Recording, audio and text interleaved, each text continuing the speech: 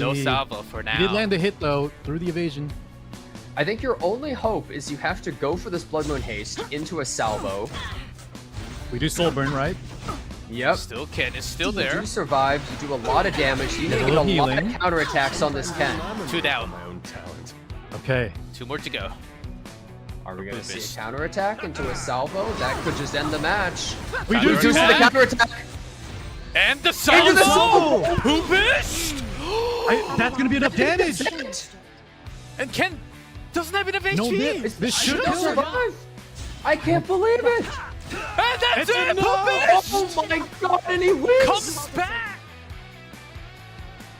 Super bad, giving it a lot of thought. 5 seconds. Alright, rip the skill 3. Shout here.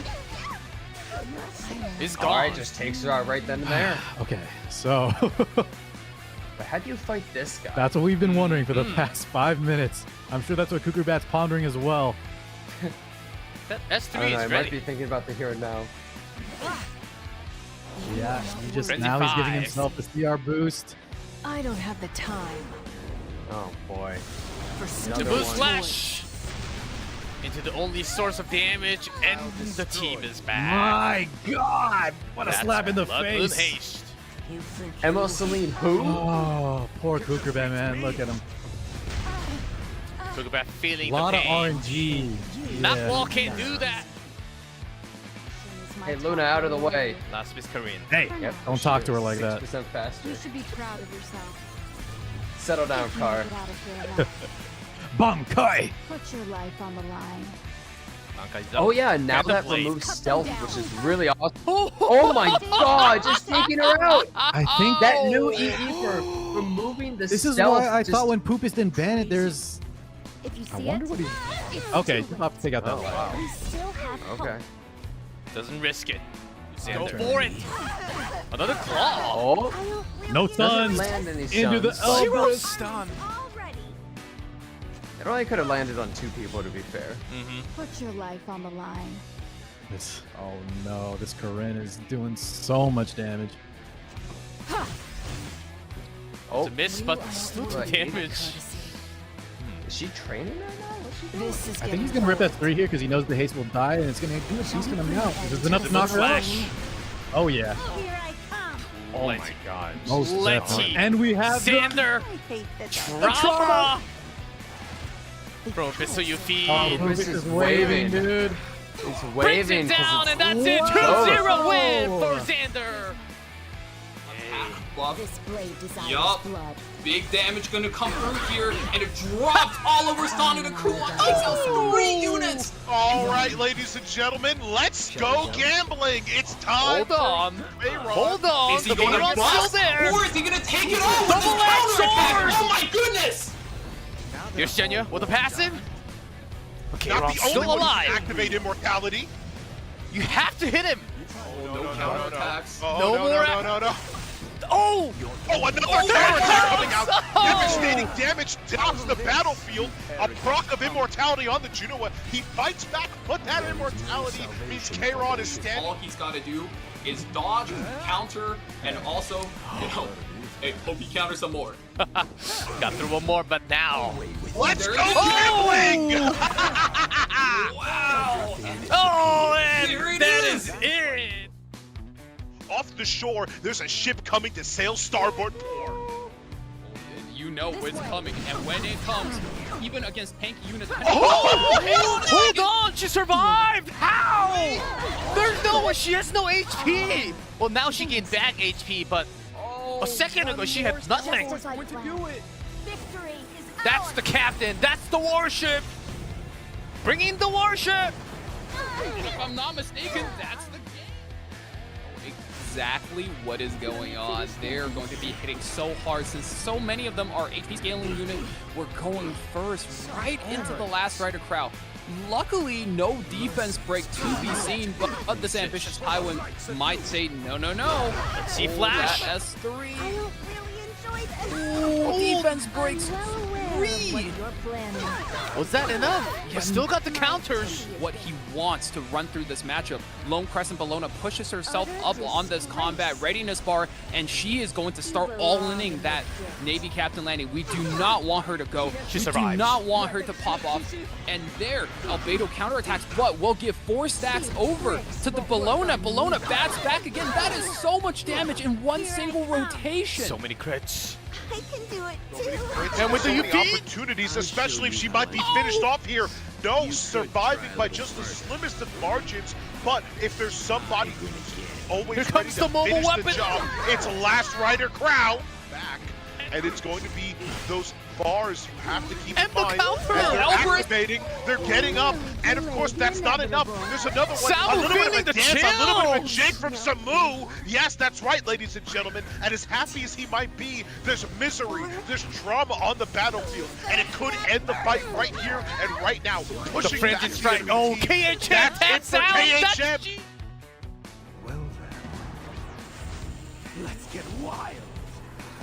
Staring down the entire board state, he's gonna drop his staff. We fish for the hit Another on counterattack on a single target there.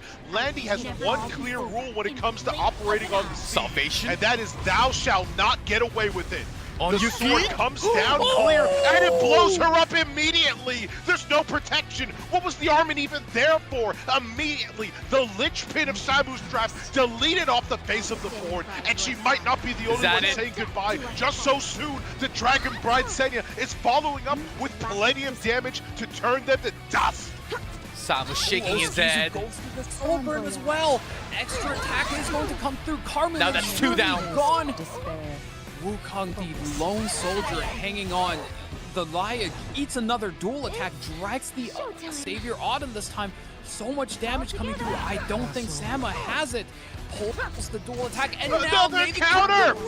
This You're Landy. not allowed! I don't want to hear any of it. Get this nonsense off my ship, says Landy. Wukong, here's swinging that S1. staff. We got the last Another counterattack from the Are you captain. allowed to stop? No, there is And no that's a full stopping life. on this ship. Full speed ahead towards victory. 다양한 캐릭터들이 밸런스 패치가 진행이 됐단 말이에요. 제일 눈여겨보고 계시는 포인트가 있으실까요? 황준님은 이번 패치 본선에서 정말 많이 볼 수 있을 것으로 예상이 됩니다.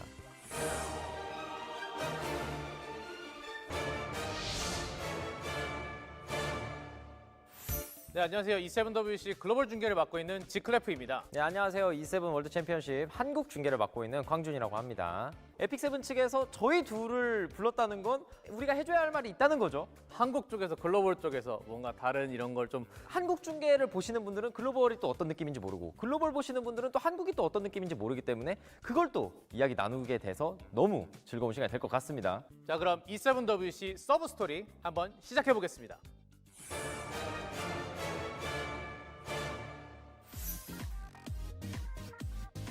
지난 7월 6일 날 예선전이 시작됐는데 어떻게 보셨나요? 메타가 이제 라이아 위주로 좀 돌다 보니까 속도전이 좀 줄어드는 양상이 좀 있었는데 그 라이아를 잡기 위해 등장한 픽들이 또 있지 않습니까? 근데 그 또 라이아를 잡기 위한 그 픽을 또 잡는 픽들이 또 나왔단 말이에요. 그만큼 메타가 요즘 재밌어요. 맛있다, 재밌다 이런 얘기가 많거든요, 올해. 작년과 다르게 글로벌과 일본, 유럽 이렇게 먼저 예선을 진행하지 않았습니까? 어떻게 하나의 게임에서 진행이 되는데 이렇게 다른 빌드가 나올 수 있는지 그렇죠. 좀 서버마다 뱀픽 스타일도 좀 다른 것 같고 대표적으로 또 말씀드리고 싶은 게 또 불사용 50도 있지 않겠습니까? 불사요금 같은 경우는 확실히 첫날 글로벌 할 때 적어도 한 2-3번은 나왔던 걸로 기억하는데 균열 때문인가요? 나오긴 했지만 대회 성적이 그렇게 좋지 않아요, 사실. 한국은 이제 리카조 선수가 50을 골랐던 걸로 기억을 하는데 네. 그 픽이 되는 순간 채팅창이 완전 얼어붙었거든요. 진짜 이게 왜 나왔을까? 잘못 누른 게 아닌가? 아, 그 정도로요? 예, 맞습니다. 그 정도로 한국 쪽은 맞습니다. 확실히 글로벌은 분위기가 좀 많이 다르구나를 좀 느꼈고요. 한국 요금이 좀- 쪽은 실제로 이제 성능에 좀 중점을 두다 보니까 네. 라이아, 루아, 진노네로 했나 쿨타임을 한 번이 아닌 2번을 밀면서 완전 무력화시키는 덱들도 굉장히 많이 등장을 해줬거든요. 이기는 픽들, 굉장히 스마트한 뱀픽을 정말 한국 선수들이 많이 보여줬다라는 평이 굉장히 많이 있었거든요. 맞습니다. 그래서 이제 이번 본선 너무 재밌을 것 같습니다. 또 이번에 벤가드가 또 들어오게 됐잖아요. 아, 맞습니다. 실제로 벤가드 때문에 좀 많은 계승자 여러분들께서 좀 정형화된 뱀픽, 벤가드에 란 집어넣고 벤가드에 죽음의 탐구자 레이 집어넣고 이렇게 좀 재미없는 게임을 예상하셨겠지만 그것과는 다르게 깔끔한 뱀픽이 좀 많이 등장을 해줬죠. 대표적인 예로 실험체 세즈가 활약할 수 있었던 이유가 벤가드 덕분이라고 좀 생각을 합니다. 그렇죠. 뱀픽을 또 만드는 걸 보면은 선수들이 이 픽들이 나오면은 아 나오겠구나라는 거를 어느 정도 냄새를 일찍 맡을 수 있었잖아요. 그렇죠. 지금 메타에서는 실험체 세즈를 어느 정도 세팅을 했다 그래도 100% 나올 수 있을지 확실하지 않은 그런 구도. 그런 구도가 많이 나오기 때문에 뱀픽이 더 보는 재미가 있는 것 같아요. 맞습니다. 그래서 벤가드 시스템은 뭐 예선부터도 이렇게 재밌었는데 본선에 이제 시너레 루나와 밸런스 패치가 적용된 이후에 그 벤가드가 어떻게 이용될지가 이번 본선의 핵심 포인트가 되겠습니다. 네, 그리고 광준님, 저희 데이터적으로도 예선전에서 굉장히 재밌는 데이터가 굉장히 많은 것 같아요. 그렇게 강력하다는 용의 반려 세나가 62번 나왔지만 생각보다 낮은 승률, 단이 안 되네요. 본선에 들어가도 크게 달라지진 않을 것 같은 그런 생각도 있거든요. 세나의 자리를 다른 영웅들이 채워넣지 않을까? 저는 이런 생각을 하고 있습니다. 광준님은 좀 어떻게 생각하세요, 세나? 딜러들이 좀 강세를 보이는 메타가 될 것 같아서 용의 발려 세나가 본선에 다시 재등장할 거라고 예상이 됩니다. 아, 앞으로는 좀 더 강력하게 뒤를 보호해줄 그런 픽이 될 것이다. 네, 맞습니다. 그렇군요. 그리고 이제 저희가 이야기를 나누지 않을 수 없는 게 죽음의 탐구자 레이. 픽률 탑10 영웅 중 가장 승률이 좋았던 게 레이잖아요. 65%의 승률이 나오네요. 유저들, 흔히 말하는 이제 선수들마다 세팅이 다 달랐어요. 어떤 유저는 저항, 어떤 유저는 적중, 어떤 유저는 그냥 효과 적중, 효과 저항 싹 다 빼버리고 생명력과 방어력만 전부 투자해버리는, 맞아요. 흔히 말하는 약간 수월파를 사용하기 위한, 그걸 사용하기 위한 레이도 존재를 했고요. E7WC 2023의 마스코트였던 해군대령 랑디가 있잖아요. 지금도 굉장히 좋은 승률을 가져가고 있는데 이 영웅 지금도 너무 핫해요. 추가타 계속 터져서 게임이 완전 반대쪽으로 흘러가는 그런 경기들도 예선들도 좀 있었잖아요. 맞습니다. 확실히 40% 확률로 본인이 자가 회복을 하면서 모두를 잡아보내는 그림이 있었고, 반격은 하지만 추가타를 안 쏘는 장면도 있었고, 그냥 반격조차도 안 해버리는 그런 그림도 많았고. 그럼 작년 마스코트는 해군대령 란디였는데 올해는 이제 시너레 루나. 현재 메타가 라이아를 끼고 대자로 눕는 게 좀 대세라고 하면 시노레 루나가 그걸 깨는데 좀 특화가 되어 있거든요. 하지만 시노레 루나도 약점이 있는 게, 시노레 루나를 끼고 흔히 말해서 이제 눕백에 기용을 했을 때 네. 밸류가 좀 살짝 떨어지는 경우도 간간히 보이기 때문에 그걸 이제 선수들이 어떻게 소화를 해낼지 그것 좀 중요한 포인트가 되겠습니다. 전 세계에서 지금 사실 어느 정도 조합이면은 버티고 충분히 이길 수 있는 조합이 있을까, 이걸 아직도 연구를 굉장히 많이 하고 있는 걸로 알고 있고요. 저희가 모르는 이런 서프라이즈 픽들을 또 가져올 수 있으니까 또 그런 기대도 또 해보는 것도 좋을 것 같습니다. 혹시 글로벌이나 약간 유럽, 일본 쪽에서 지클레프님이 좀 진짜 감명 깊게 보신 경기가 있을까요? 주인공이죠. 모험가 라스 나왔던 경기가 정말 기억에 남거든요. 그것도 레이랑 월강 유피네 그리고 라스까지 해가지고 총공격해서 조금씩 깎아내면서 데미지를 넣고 결국에는 이겼는데 굉장히 쉽게 이긴 것처럼 보였어요, 어떻게 보면은. 맞습니다. 흔히 말하는 이제 많은 에픽7 유저들이 실시간 아레나 할 때 꿈을 꾸는 조합이죠. 궁극기만 눌렀을 때 경기가 좀 진행이 되는 네. 그런 경기를 실제로 성공시킨 매치였고, 죽음의 탐구자리의 실력도 좋았지만 이제 모험가라스의 지키는 능력, 그리고 블릴리아스의 데미지 딜링까지 좀 괜찮게 볼 수 있는 경기였죠. 그리고 또 글로벌에서는 젠더 선수와 푸피스트 경기 두 번째 라운드로 기억하는데 뱀픽부터 오고 가는 심리전이 엄청났어요. 이게 제가 기억하기로는 푸피스트가 실험체 세즈를 또 뺏어오는 그런 장면이 있었기 때문에 어느 정도 가져가는 척만 하고 실제로 픽할 것 같지 않았는데 푸피스트가 정확하게 그걸 가져가 버리면서 그렇죠. 함정 카드를 열어버렸죠. 함정 카드를 정확하게 열어버려가지고 푸피스트가 예선전에 통과 못하고 젠더가 이렇게 본선으로 올라오는 경기가 있었죠. 네, 그리고 글로벌이랑 유럽은 이런 매치가 있었는데 또 다른 지역에서 또 광준님이 또 뽑은 그런 경기가 있을까요? 맞습니다. 제가 뽑은 경기는 이제 한국 서버 예선 8강 첫 번째 경기, 사시미티 선수랑 리트라이버 선수의 2라운드 경기인데, 말 그대로 실험체 세즈가 뭐 기절을 건 캐릭터한테 압도적인 데미지 뭐 이런 느낌보다는 진짜 어떻게든 꾸역꾸역 살아서 흡혈 실세즈의 위력을 여실히 보여준 매치였다고 생각이 됩니다. 뱅가드 시스템이 나오고 나서 우리가 평소에 보기 어려웠던 딜러들이 계속해서 나오니까 좀 보는 재미도 2배가 되는 경기였다고 생각이 됩니다.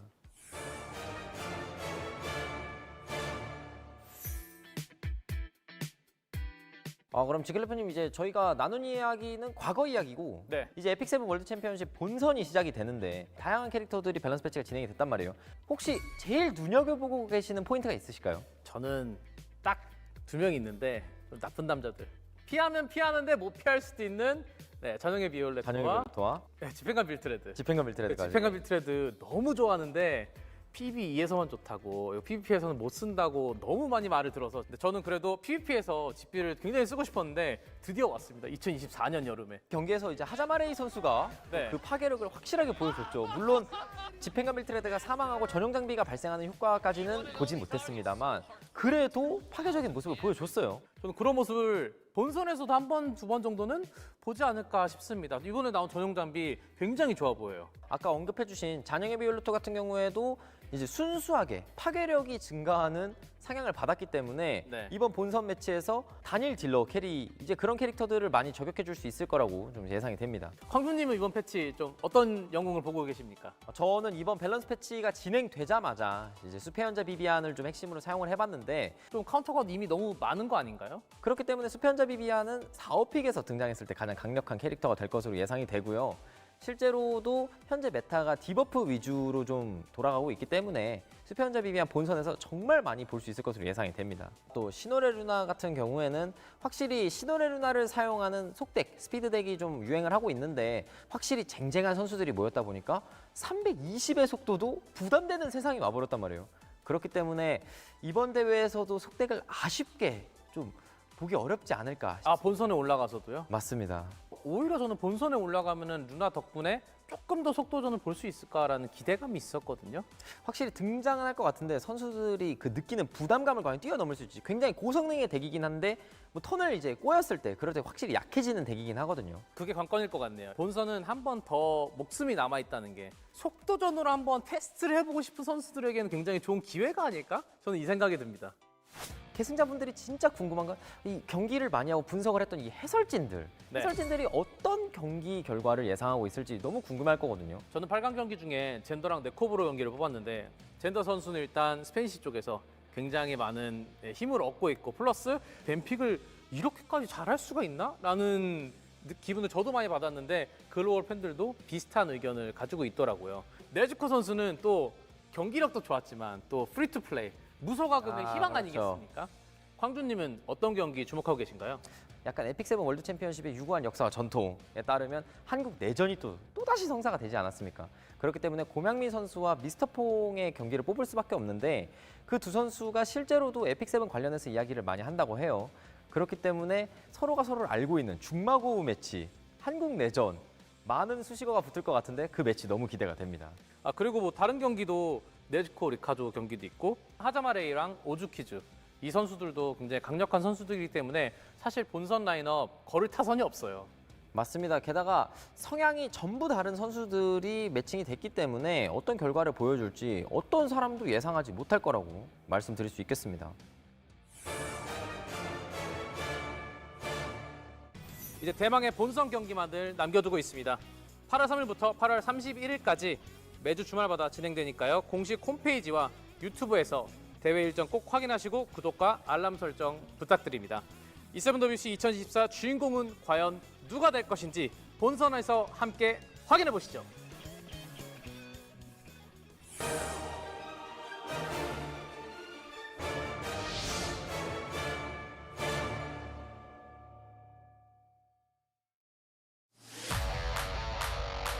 Both of their tournament lives on the line here. Oh, he does not outspeed. Oh, by 1%! Yeah, that was a RNG? all-in play there on Karen! Isaac with that Vanguard. Here's the activation, the intuition into Arrowell. Does activate that Paladus. Oh, we got the stun on Two the Jenna. stuns! Perfect for Isaac. Gonna Deadly do a lot of damage. for Omega. It's too late to say sorry now. Oh, Not enough to kill, Almost 20k. Holy. but here's Closer Trials. Bringing the entire team up. my mission is my top CR priority. pushed. For now. Omega in big trouble here. If you see it, it's too late. Slash Haste is out. to death. Paladus still has her turn. Shanua's not proccing. Looks like Elv is gonna be out of this match. Elf hands off the device. He said, Jesus, take the wheel. Oh my All God. those landed from the politics. And that GG! Oh, by the way, Fartsy.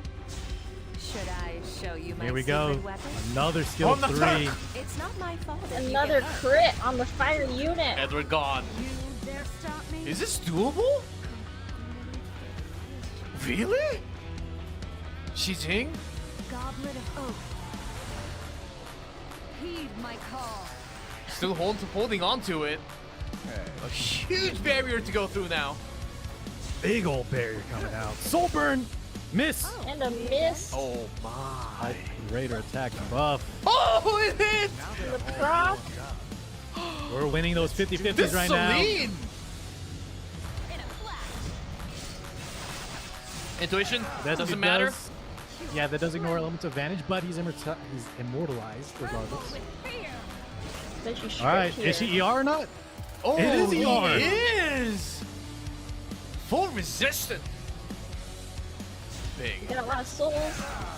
Another hit! Yeah! Not enough. Still can't stun him. This is gonna hurt. And Ooh, the crit. bite! Heals it back up! Oh my goodness. Genua for the win! The ER! Oh, on that A Tywin there's not good because now he's not getting his rage. Is that the color of your passing? Here's Ruckbook. The Laya didn't get pushed back either. The children will help. How many Play the interactions? animation. Get ready. Uh-oh. That's My Genua. God. Genua's almost Genua. gone. Do not interfere. We're Genua! going through all the souls right now so with our many politics. souls! You are unwelcome. In my Is this it for second? How do you come back? stage belongs to Very strong start there for Nezuko. Is there any chance? How do you come Yeah, back the from S2 coming here? out. Don't worry. Proc again from Hold the this again. politics.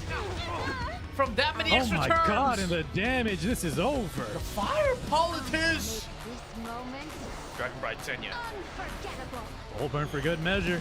Bullseye! You do not understand. Laya strong, Should have listened but to can't do my voice. everything alone. Nezuko! Gonna get whittled down until she gets her next activation. Needs to save some souls for a soul burn. Oh, that duel. Not bad. Extra chip damage. Hazamarei? We're still in this. Provoking. Goodbye, Tywin. Follow-up attack. Rider? All right. Here's where they're forced to attack the Arya. He's gonna get some lifesteal back as well, barring a resist. I want to love The counter? We did miss a crit though. Oh? That was a big Oh, duel. the We actually crit hit from the two. Genua. This is gonna activate her though. He also has soul burn. this. Here comes the big source. Hazamarei! The beam. I see fear in your eyes. And Got Genua's two. out of there. Frenzy 3. Senya's there. But with no She one has her else. skill 3. Don't think it's gonna be enough here. This Arya. They were Much holding. sustain from that Arya. We're getting back into the skill Unfortunately, 3. He does Again, have the just sit there. EE to go instant 4 focus. Doesn't your heart? belong Here's to Spirit Does toss it again. kill? Without the shot. passive. Oh, not enough. And Oh it my seems God. like Arya has done it. Hazamarei will secure the second victory and move on to the main matches. Another stop at the counterattack. Eldritch. Spez there dodging twice the attack break. He's going to need all the attack he can get and even more if he wants to come out swinging and put to death the Abyssal Euphine in the back line. Is now the time to let it rip? Of course it is! Let's see that damage! Even without the stun, it's a clean 16k, and it came so close! So close, Look and at the soul burn here. This is going to be hitting everyone! We'll bring all the Elvis damage Ritual and that's Sword the shows win. there's no revive there. Oh, that's a miss. No value. Since there's no getting away from it, Oh, retry ever. make peace and accept your fate. Since we have the cooldown on here, I'll he be the one loses the deciding how evasion this with that S3 on cooldown, right? Another miss. But he still dodges with the Blue Knight Tree Blade. He's got, unlike our last comparator, he's got a little bit of luck on his side. Another miss. Gonna get the stun. Now if he gets a stun here, this will push him up. But Nearly one shot on the Justina. Frenzy taking in for sure. Oh, duel? a dual attack, is this the both damage he misses. needs? This blade is sharp. Does he take the chance here to push up, possibly land the sleep, delay the turn a little bit? Seems like that is the option, especially once again, having the soul burns available to him as well. Do another burn here. Another miss! But the damage! Barely hanging in Hold up. there. Hold up! You will be forgotten. Retry ever! No person will ever remember your name. Holding on. No I attack. think he can kill either of them in this position. He has the damage, and he does. He Oh, goes gets for the the loop. stun! The Doesn't get the stun! kill, gets the stun instead. Radiant one. Justina has enough to in the bank. The S3 here, but the frenzy's so high. Is the healing actually going to save anybody? So Love pushes low first. compared to the beginning of the game, but it might just be enough here. Another hit. Is it a Another crit? miss. No, it's a miss, and it leaves him at 509 HP. 509! Oh, he's Use got that to do it. for the kill The and attack the on both win. there, and Specimen says clutches it. The claw!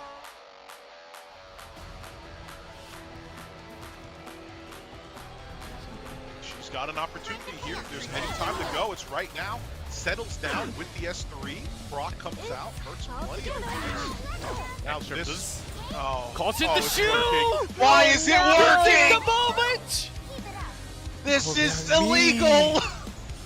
The rat doing rat The things. rat's here! Keep it in Guild Wars, ladies and gentlemen. I don't need to see this. On Oh, the Twitter's counter, face. but the miss. Already almost at full bar right there. Going to be able to unleash the S3. Smashed into pieces. The stuns? Actually crits the ice rat. Distance steers clear. Won't be that easily. But unfortunately, Operation Cream Puff is a go. And there's a target. Here's a crit. It crits as The well. It gets a counter. counterattack. It's not enough to finish her. As much as Do it's have not a soul enough to burn. finish Rob. Here's the ice shoe. Up. The soul Oh, burn. and he the goes. frog. And of course, it's another push I'm because choking. why wouldn't it be? I'm choking! Down There's the no people getting standing away in her way almost immediately. Another S3 coming out from Lua, pushing back those cooldowns, and it hits the entire team. Will this be enough damage from the tie win? Even if it isn't a provoke, She does 35 HP! Do my best. it just seems like we're getting lower and lower increments of HP throughout the entire tournament. And those soul burns coming in handy, coming in clutch. Mr. Pong getting him the attack. Now See, here's Lily what is I'm down. worried about. There's a dual attack. Is the dual attack? Is it with Abyssal UV? How absurd. Oh, Lord, it isn't. Oh. It would be disastrous if it was. No deep break again, but one more trauma time. She's dangerously low. Unfortunately, with that C Lilius gone, that Rowan is not taking a turn.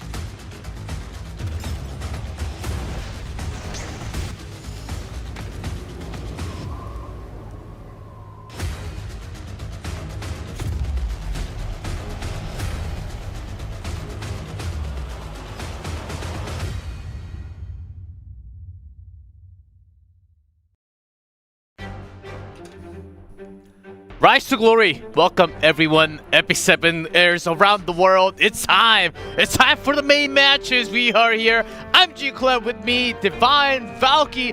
Welcome gentlemen for the main matches. We've had some wait before the main matches. We had the group draw event, the qualifiers.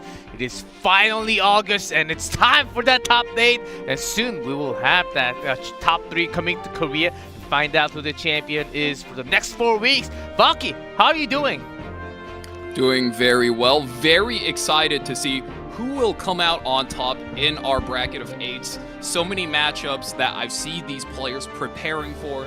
And of course, so many people with similar playstyles. You know, some people who move within the same social circles. I want to see how they prepared versus each other. Divine, how's it going over there? I mean, it's the culmination of a lot of people's hard work to get to this place, at least this far. And you know, today is a special day. A lot of things have changed since the qualifying bracket. Of course, we have the introduction of Luna, a favorite for many, as well as a little change to the format, going to a best of 5. So ready to see people bring their all even further than they did before. Exactly. 4 matches, best of 5, as we will explain a lot more through the overview. Luna is available if you haven't checked that out during the event match, but it was event match. I don't think all the players were quite serious. Now it comes down to the real thing, as we have to talk about the tournament a little bit. Let's take a look at the overview, and we'll review once again. Champion, $50,000 USD, and a lot more money on the line. Second place, 20,000, 10,000, 2.5 for all the players who already made it, been through the qualifiers, tournament. Now it's time for the main matches. Day 1, that's where we're at right now, and 3 more days. We'll have the champion be crowned of 2024 Epic 7 World Arena Championships. So not too many days left, but the big day is coming real soon, and they do have to go through all the qualifiers starting from today. And tournament, we've had the qualifiers, the seeds, 2 from Global, 2 Asia, 2 Korea, 1 Europe, 1 Japan. Now these players will go through the double elimination. It matters so much, Valky. They have another life on the line now. These guys will get essentially 2 chances to really flesh out their strategy. And we saw from last year, you can either make it all the way through and play through that top bracket, or if something unfortunate happens, or maybe you get a really bad matchup, you still have a chance to make it through the bottom bracket if you pick up the pieces where you left off, re-strategize, and run it back down. As we will take a look at the players for here, Oskizu, Hazamarei, GOMEAWME, mrpong. The 4 players that will go up first for the first 2 matches. Divine, you want to highlight some of the matches or some of the players before we go in? Of course, I mean, obviously already on the screen, you've got Oskizu, pretty much a quintessential tank down king, and he's really dragging out these matches, and I think that's going to work very well for him in this format. Now that we're in best of 5, dragging out the matches will mean you get to see more and more cards that your opponent is willing to play and get much more information on them. And if he's able to capitalize on that, drain just a little bit of that mental energy, I think he can go for the overall win. Of course, you've got mrpong on there. We saw him from last time, but he really made a lot of impressive plays to me, joining his good friend over there, also from Korea, in the finals here. And I think you have a lot to say about KJ over there, Valk. I mean, he is the mad scientist of the rank ladder. He's called Korean Jesus for a reason. He just keeps inventing technology after technology. He's such a pleasure to watch, and it's, I believe, one of his first times making this far in an official tournament. So really excited to see him finally prove himself and go the distance. Definitely one of my GOATs, but also, last but not least, cannot forget Hazamarei, a perennial Hall of Fame finisher, easily the fastest account left in the E7WC. And might I just add, that man is an absolute master at playing the cooldown reset units like the Lua, like the Knockball. Really excited to see him cook.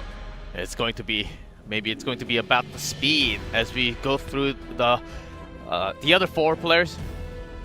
Let's go. Rikazo, dZanderr, Necoboro will be match 3 and match 4 coming up right after that. Any highlighted players? I think you nailed on the first 4. What about the other 4? Divine? Yeah, I gotta say, Nezuko right there, really holding it down as the bastion, the stalwart hero of the free-to-play meta there. Not at all big set, not at all, opening up his wallet to get here that far. That means a lot of people are going to be placing their hopes on him. And of course, Necoboro over.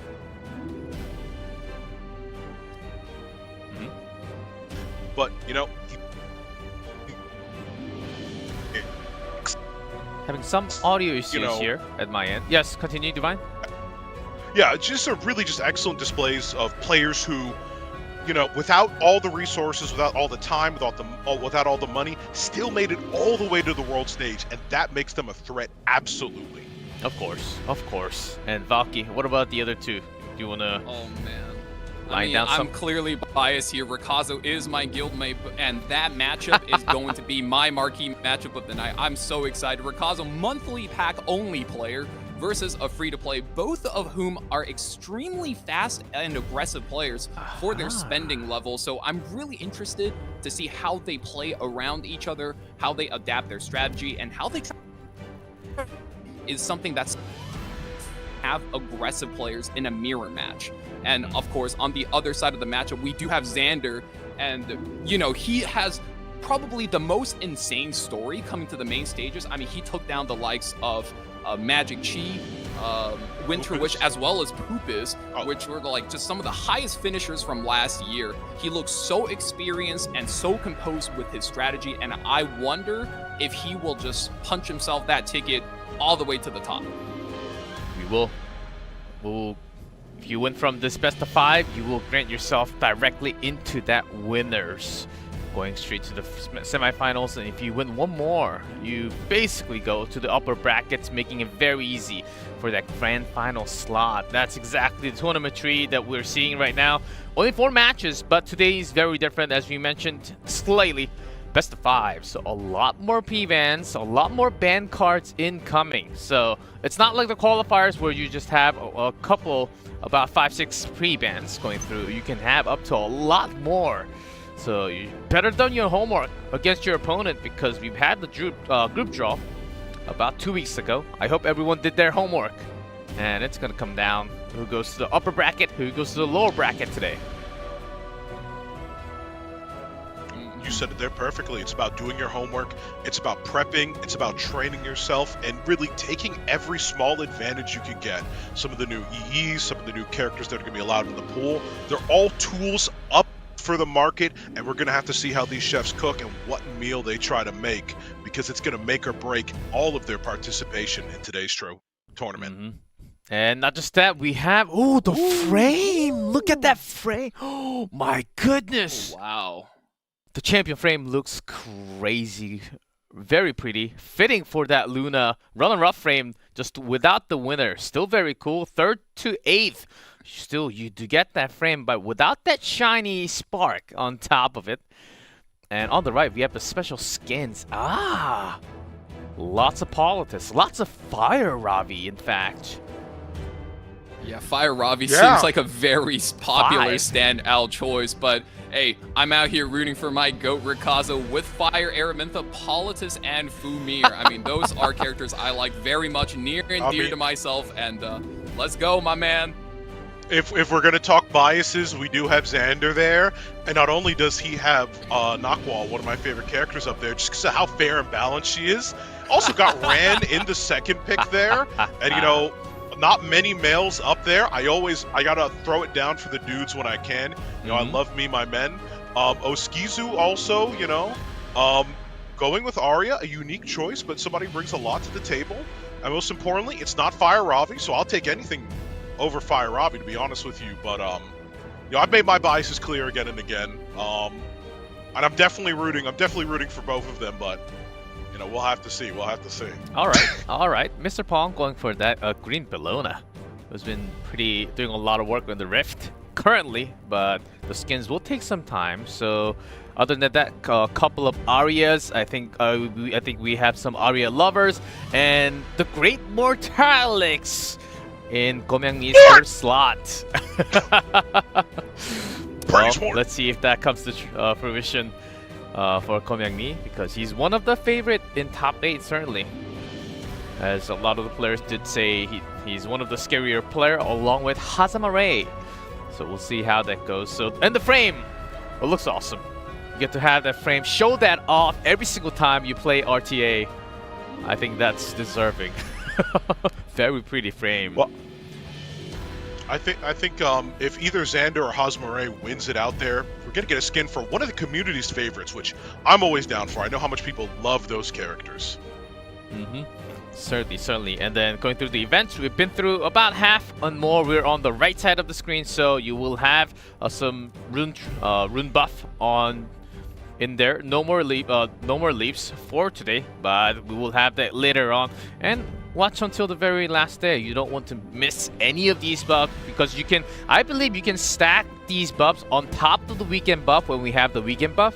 So make sure to just have it on top and make sure to grab all the buffs because right now everyone's grinding. Everyone needs top tier speed, top maximum scores on the equipment.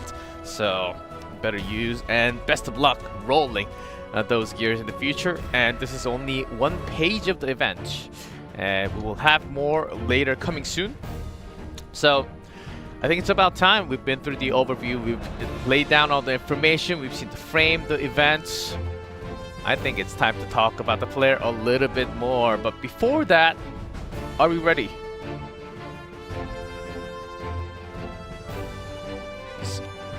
Who's in charge? Who's in charge of the big red button? There we go! Needs their drops, guys. Let's go. Main match. August 3rd, A3. Main match A3 is the password for today for the runes, the equipment charm, and some extra gold right there. There is that button. And make sure to grab that password. And I keep on going, I keep on writing things down, but I keep on forgetting, and I go back to the community.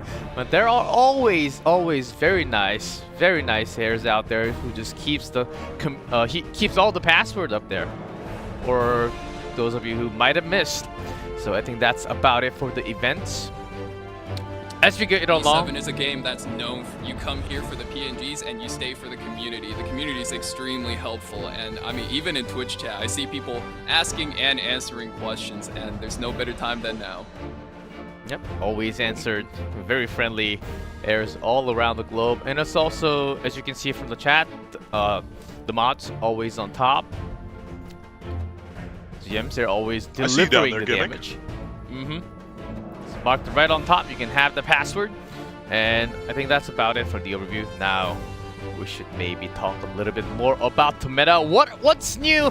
Not just other than the Luna, because exclusive equipment, they're available the moment it drops in game, right? What was the newest patch?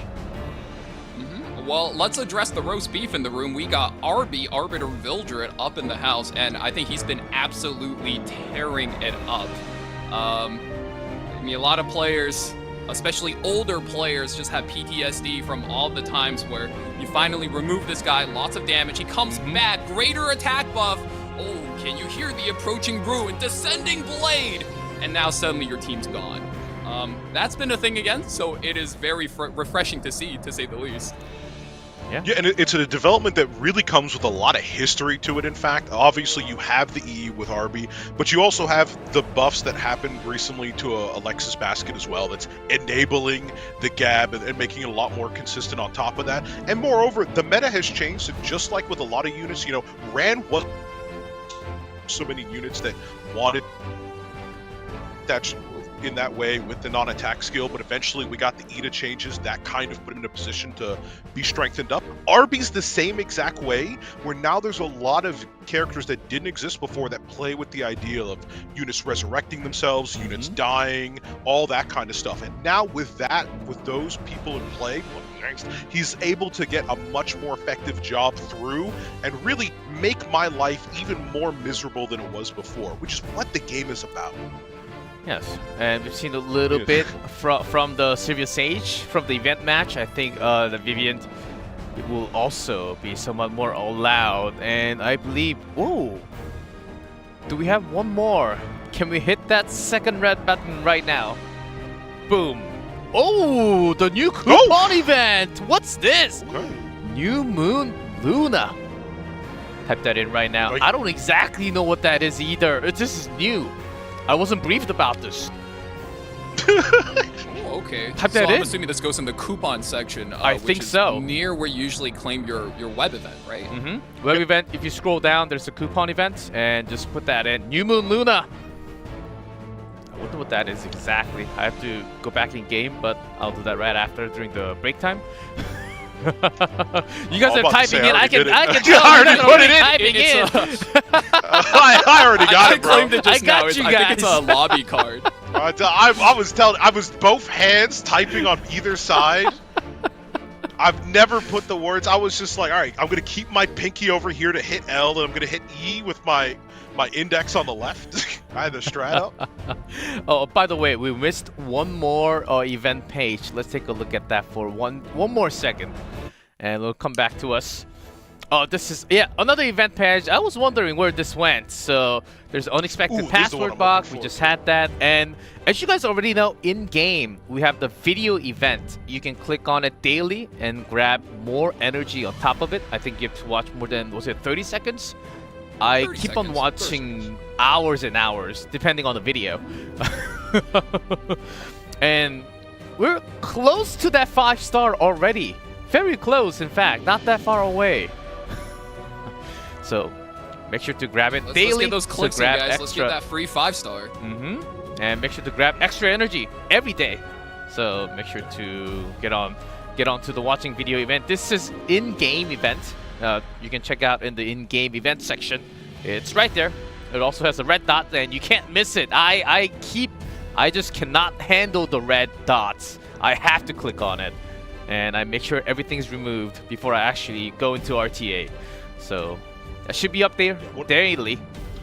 So that's one event page that we missed. Yes, Divine? Yeah, one of my sources just tell me actually the Molagora just became available, I believe, so you'll be able to claim that.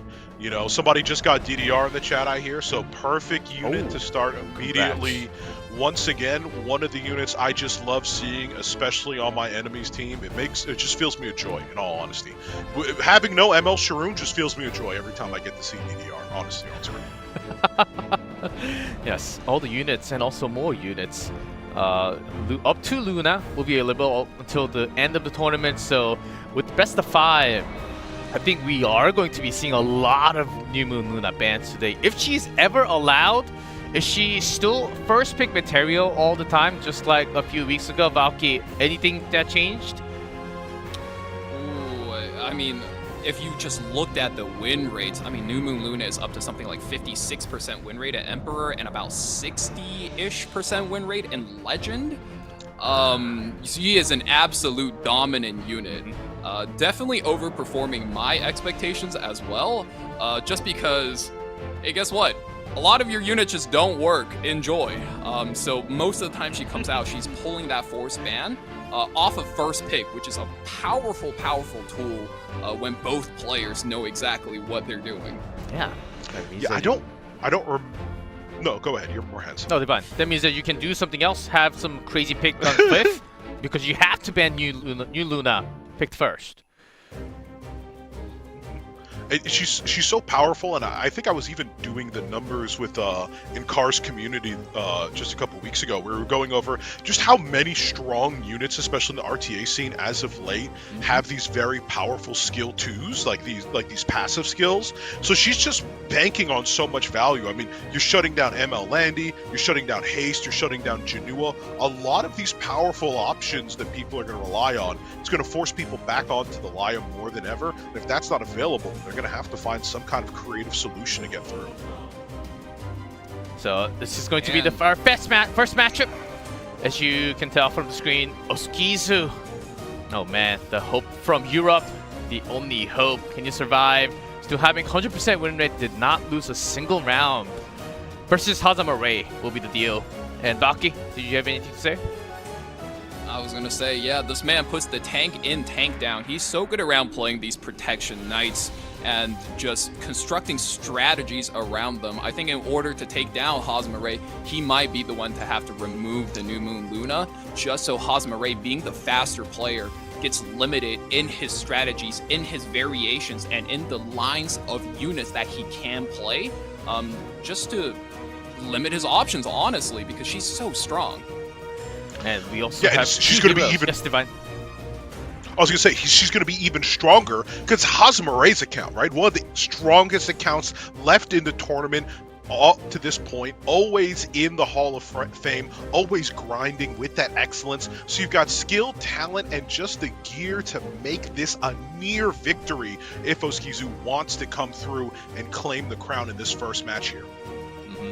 Genua, seems to be pre-banned a lot from Oskizu for a certain reason. Maybe you just don't want to deal with him at all from the opponent.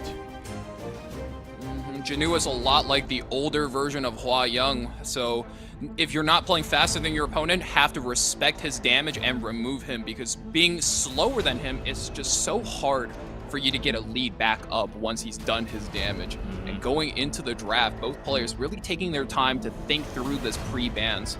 And oh, there it is. What do we have? New Moon Luna, of course. New Moon Luna immediately. No fun allowed here. And that's one of the things I was actually going to even speak up on. We saw an interesting tech playing out in the tournament thus far, where Genua was obviously coming out because he's a powerful, popular character, just like dZanderr over here. But the Genua was kind of getting put down a little bit by the surprise pick of the Archdemon Mercedes. And obviously that's because of the seal. New Moon Luna is just that times a billion, right? So it's gonna, if you want that character to pop up at any point, if you're concerned about him, that's going to be a pressure point to worry about in the matchup. Similar pressure points, of course, are Laya. We've seen her plenty of times up to this point. And Ambitious Tywin coming out second for Oskizu. Ooh, and I really like Oskizu's pre-ban here. New Moon Luna out. Sea Phantom Politis out. These are two of the strongest openers in the game at the moment, and they're both immune to the effects of Zio. That's right. You know, as you know, catch up that combat readiness and silence one of the units, and both of these units can just kind of shrug him off. And now that they're out, Hazamarei kind of limited in his options to go fast and speed up, which is, you know, his side of the court that he wants to play on.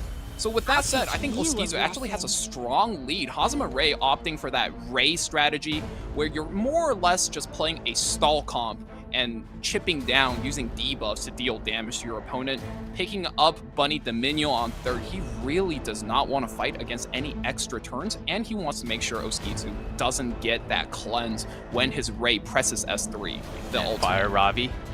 Hazamarei on top of things, Oskizu. What's he going to pick on that band protection? Along with Laya and Tywin.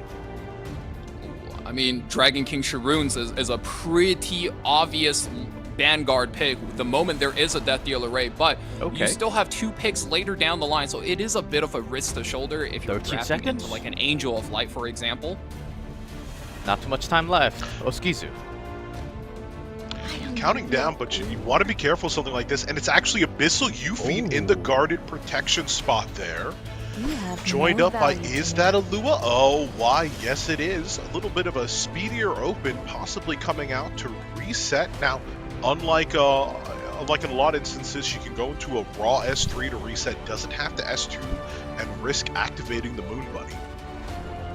And this is the strength of that Laya first pick, because she's so proficient at protecting her team versus debuff, versus cooldown resets. Your opponent's not likely to pick them. So that gives you the option to wait till the end of the draft and then spring these annoying units against your opponent. And that is going to be something we see a lot for the rest of the tournament. Fire Lily is picked up as an option to counter the Lua, so one of the techs coming out, and as well as a Genua right there. That is a lot of damage. It's a lot of damage, but it's also a lot of people trying to push themselves up by their CR.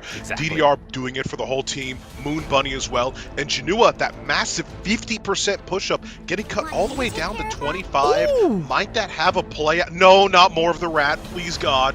I shoot. Against 3 fire units. Makes sense. Oh.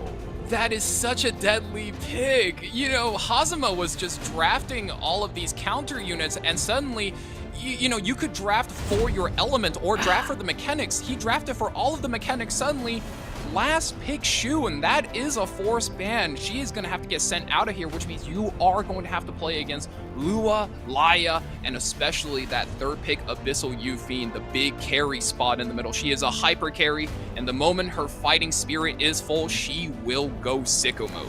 Oh man, both players locking it down. Here we go. The gates open for the first round of our quarterfinals match 1. Oskizu on the left, Hazamarei on the right. Start with Moon Money. Let me Got a tell you little your flash of fortune. Luna on the main screen because she's banned, can't be anywhere else. This Moon Bunny takes the first turn, pushes up the team. Of course, giving that, oh, did you see that? The artifact on her, actually. Bird's eye view, giving some soul generation early on to Hazamarei. Wow, I mean, you know aggressive players, they love their souls, and they love their fast Moon Bunnies as well. Ray only pressing the S2, giving his entire team that Plague Doctor buff. That Pestilence will hit, and it's coming. Since there's no getting away from it. And Luna not getting the first turn. Your fate. Still A bit of a surprise, but she'll have something effective to do nonetheless. As the turn decrease comes out immediately in response with the Lilius, plenty of buffs on her name. Now is she ready to activate, cleanse a little bit of her team, but also push back a little bit of the enemies. It's going to be interesting to see what the play is here. Just a simple S1 for now. And, ooh, that is spicy. Little bit of a chip damage coming in. I mean, the damage isn't that much, but look at that fighting spirit bar. We're 20% of the way there. 4 more of those, and that Abyssal Fiend will have you screaming for help. Come on, we can do it. Here's Laya going for the first cleanse and the push-up. Not only just the first cleanse, but the first cooldown reduction on that Lua on the back. But it's more important here, we got to see the stuns and the defense breaks. That is nasty, ladies and gentlemen. Defense breaks all across the board. Stuns on a 3-way tie. And poor Robbie holding it down on her own. What is this lost kid going to do? Oh man, Oskizu had 2 ways to play this. He could hold the Laya's cleanse to trade into the Death Dealer Ray ultimate. Ooh, counterattack. No, you don't want to counterattack right now. That's free damage on top of the defense break, and it's massive already. Another helping? I'll be the one to Ooh, hanging on by just a thread. And another defense break on top. Oh man, this dual attack might just decide the match right here. Oskizu takes a high gamble play and it pays off. A little bit of a chip damage coming in from the Tywin. Takes out the Ray, and now, oh man, Hazamarei on his last legs with just that Robbie standing. It looks like somebody forgot their That place. diva. I was just going to say, it really is the case of Out of my sight. being perfect in every way, because the more the have match no value to deteriorates, the more Hazamarei's chances deteriorate really here. Refreshing the defense buff on the Lilius. Hey, Robbie just having to take a sleep there, and there it is, ladies and gentlemen. Lilius is out. Abyssal Fiend is full combat readiness. Laya is ready to throw her guitar here in just a couple mere moments, and Lua still has more to say. That is not a good place to be in for Hazamarei. Now, we know Robbie's a carry, but can she carry this? No, she cannot. On top of an even fire, Robbie can't handle all 4. That will be Oskizu.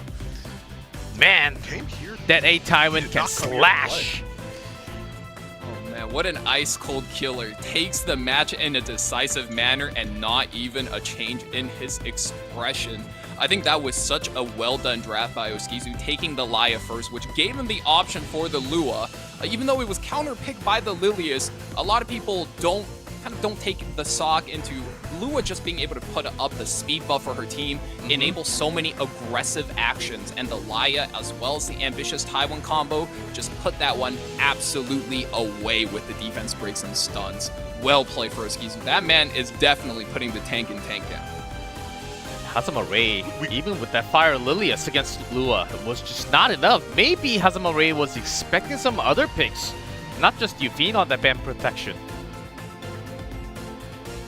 I think a lot of it came down to the speed tuning order, especially on Oskizu's side. You know, we were questioning a little bit there with the with how things turned out, but just being able to subtract turns on Rangers. Rangers, period, especially the support ones, they've already got lower cooldowns on some very effective skills. Reducing that cooldown just means you're in pain for a lot longer. A lot longer. That was a point. Moon Bunny in that band protection. Let's see if that continues for Hazamarei now. We'll be very likely having that first pick. Let's see the extra pre-bans for game 2. Extra pre-bans here, and we have to always remember it's best of 5 for these sets, so we're also going to get to see more pre-bans than in a normal match, especially if things get long in the tooth for this set. So it's going to be plenty of adaptations as we see the first set of those adaptations coming out of Oskizu here. He's got to have an answer for Hazamarei. Let's see what he's chalked up on the board. Adding ML and Jinwoo as well as Yufine. I'm not sure about this one for Hazama. You ban out the Yufine, yes, but I think that Laya is a much bigger underlying issue to your overall strategy. I think if he really wants to take this series, he needs to ban out that Laya in order to enable himself to pick up the Lua or to pick up the knock wall. In this case, I mean, oh man, he does pick up the ambitious Tywin this time, so you take something off the table for Oskizu, but I think Oskizu still has the upper hand with this draft. That's exactly what we're thinking. I don't want to do this anymore. Oh, there it is. How adorable. Some steals back and forth.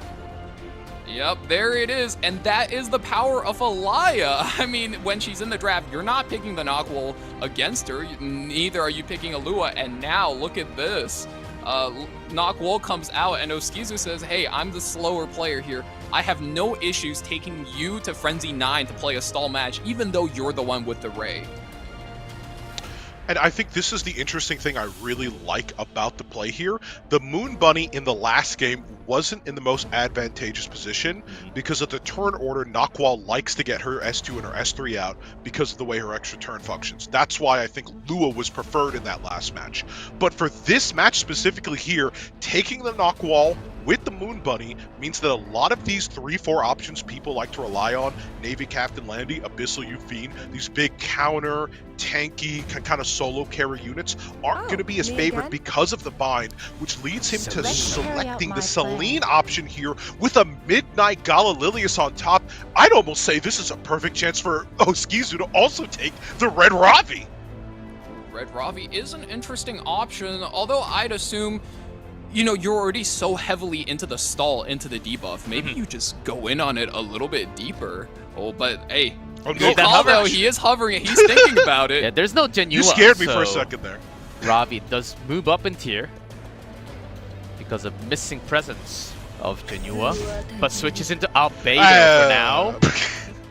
Ooh, Albedo. I mean, that's another bruiser, and on top of being a very competent damage dealer against these squishy units like the Celine, like the Gala Lilius, she also reduces critical hit damage from these units, even further elongating Laya's lifespan, enabling her to play that long-term stall strategy. Remember Demon King Rimuru. I mean, that is a very, very strong pick versus the Gala Lilius and Green Celine as well. I mean, ooh, okay, that is spicy. You are going to be able to steal that turn. Well, have we seen Rimuru before? I thought for sure we were going to see a flash of first pick there, but I guess he's made an appearance before now. I just can't remember when. Nonetheless, a rare pick indeed to see, but one that's going to get play here and might just be the clincher for Oskizu's team. Let's see what the final response is. Coming down to the clock. Actually opts once again into the Red Ravi. This girl can't miss. Red Ravi, that means you have to ban the knock wall, and Oskizu has that information since Ravi is a very counterattack reliant unit. And now, with that information, Hazama can kind of snipe out the perfect unit he can remove from Hazama in order to march his way slowly towards victory.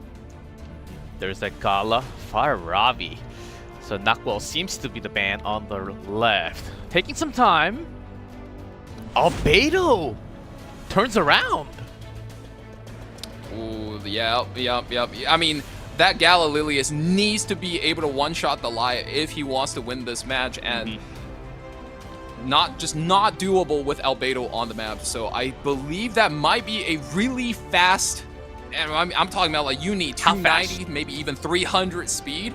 And if anybody could do it left in E7WC, it's got to be Hazamarei. That is what we're counting on. If Hazama wants to win this, this needs, and I mean it needs to be a fast Galililius. Let's check it out. Let's see how fast it is. Round 2, best of 5.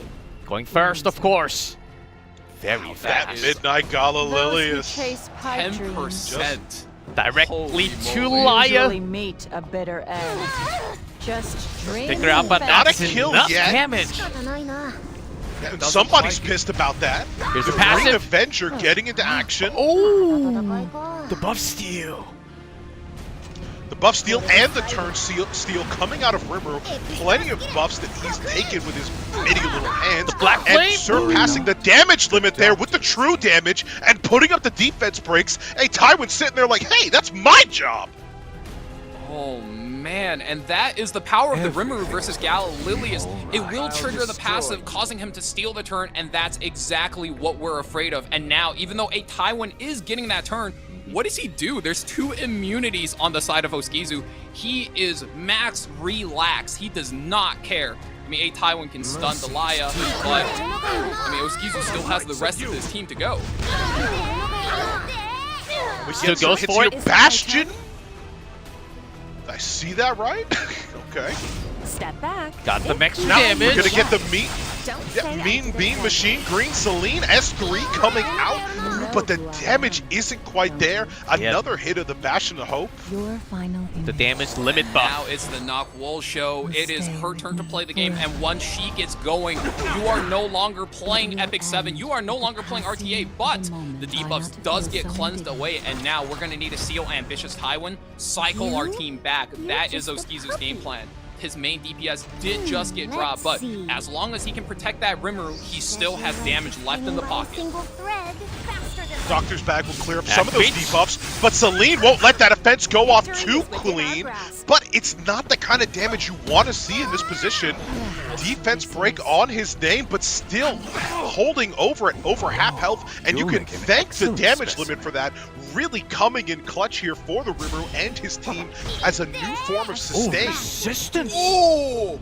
That soul burn was Resistance, absolutely wasted. resistance. Bastion of Hope on the Rimuru. You know he plays that turn 2 strategy like it's his main game, and holy moly, Rimuru now finally getting himself back into the game, but still 1 turn of defense break left on him. Can Celine reach him? I think that is going to be what decides this match. And finally, once again, Seal comes through. Was that a miss? I think that I still see a 1. That's a little bit unfortunate. 1. Didn't even get that through. It's even worse if your Moon Bunny gets slept. Now we're getting into some disastrous places. The defense break was still on there. No damage limit to prevent it. And a little bit of a team up from both right side units to clean up the game. Hazamarei coming back easily with his answer. Equalized to 1-1, riding it off of that clean queen Celine herself. Oh my goodness. I thought Hazama got bodied in the draft, but no, he uses everything, all of his tools, and just comes back just enough to barely squeeze out that kill against the Rimuru. Even against that many damage limit, he still had the chance. Rimuru, we've seen his work. He does a lot, deliver a lot of damage, but after that copy, the steal, didn't really have any other source of power after having, look, Laya, just damage taken. 100k, and that's it. No damage done, no amount recovered. That was just it. Galililius was a little too fast, as we have seen. Was it 11% faster than Moon Bunny? That is the absolute advantage of when you are a faster player playing against a slow player. It gives you the luxury of having these mid-speed units suddenly be extremely high speed. And as we saw there, you do not even need to claim that kill in order for you to get enough of an advantage, right? You just drop the Laya by, like, what, 80% of her HP, and that's so much damage, it just sets your team ahead, even if you're just trading 0 for 1, and that green Celine really clutched it out. 1-1 tied. Now Oskizu, knowing that you might have to be a little slower. Do you really have the answer? I think he's just gonna take out that Galililius. Oh, yep, there I'm about it to is. say, yeah, you just get rid of the fast options. You could just say, I'm not messing with this. You got it, King. You got it. You got it. Let's Yep. not play that game again. Let's not play that game again.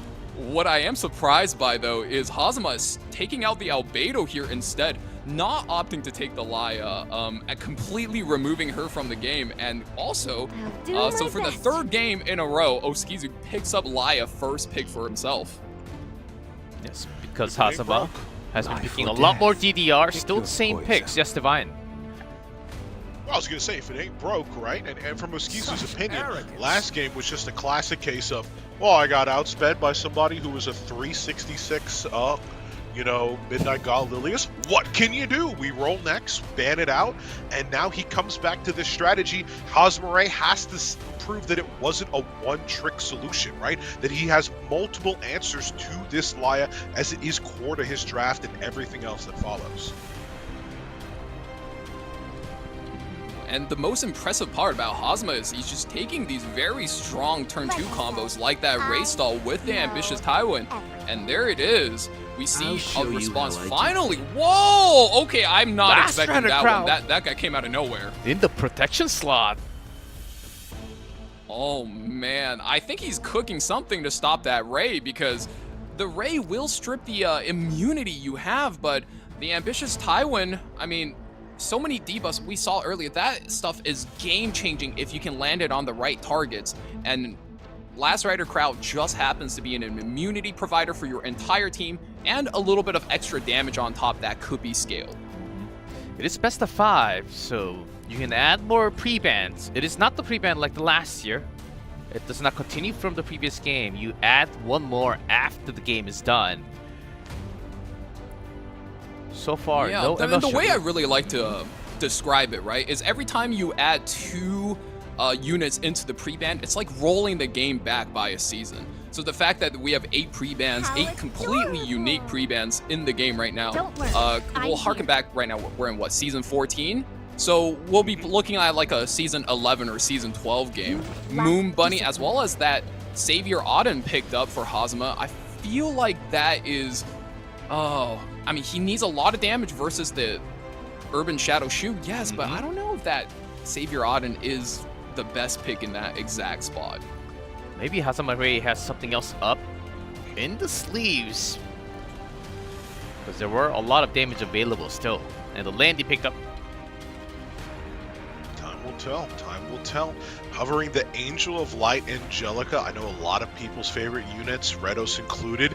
Interesting to see her in this position, especially with the, as we talked about before, peeling back the meta. Non-attack skills have sort of fallen in favor, but she can't have a place here. But Sylvan Sage Vivian making her first appearance in the tournament, all thanks to that lovely set of buffs that she was able to get most recently, making her an absolute queen in the 5th slot pick. When she has 3 or more focus, she's completely immune to debuffs, which makes her the damage dealer of choice when you're staring down one of these debuff stall type comps like that Death Dealer Ray. So as long as you remove the most source of damage, and oh boy, well, you're forced to ban that. No ifs and or buts about it. Last piece Corinne, when she hits the Bankai, completely ignores damage mitigation, so that is an absolute threat to your Sylvan Sage Vivian. There are some counters even after the rework for that Vivian, but still there's Landy, some more damage available for Oskizu. Yeah, that Vivian is going to be a big tempo piece. I mean, like we said, last piece Corinne banned Al, and as when she dropped last piece Corinne, we know the Navy Captain Landy isn't going to stay, so both players playing a rather honest game, not going to be a lot of counterattacks, I imagine. Fingers crossed. We can only hope, right? It is Zay what Tywin's looking over there. Tywin's looking over there like, let a second encounter set. Worry not. The doctor is in. I mean, it's a possibility, right? But for these guys, you imagine it's either on speed set so they can play a little bit more faster for the tempo. But no, Ray says no tempo for you. Going to press that S3 and Cloud. You'll make an excellent specimen.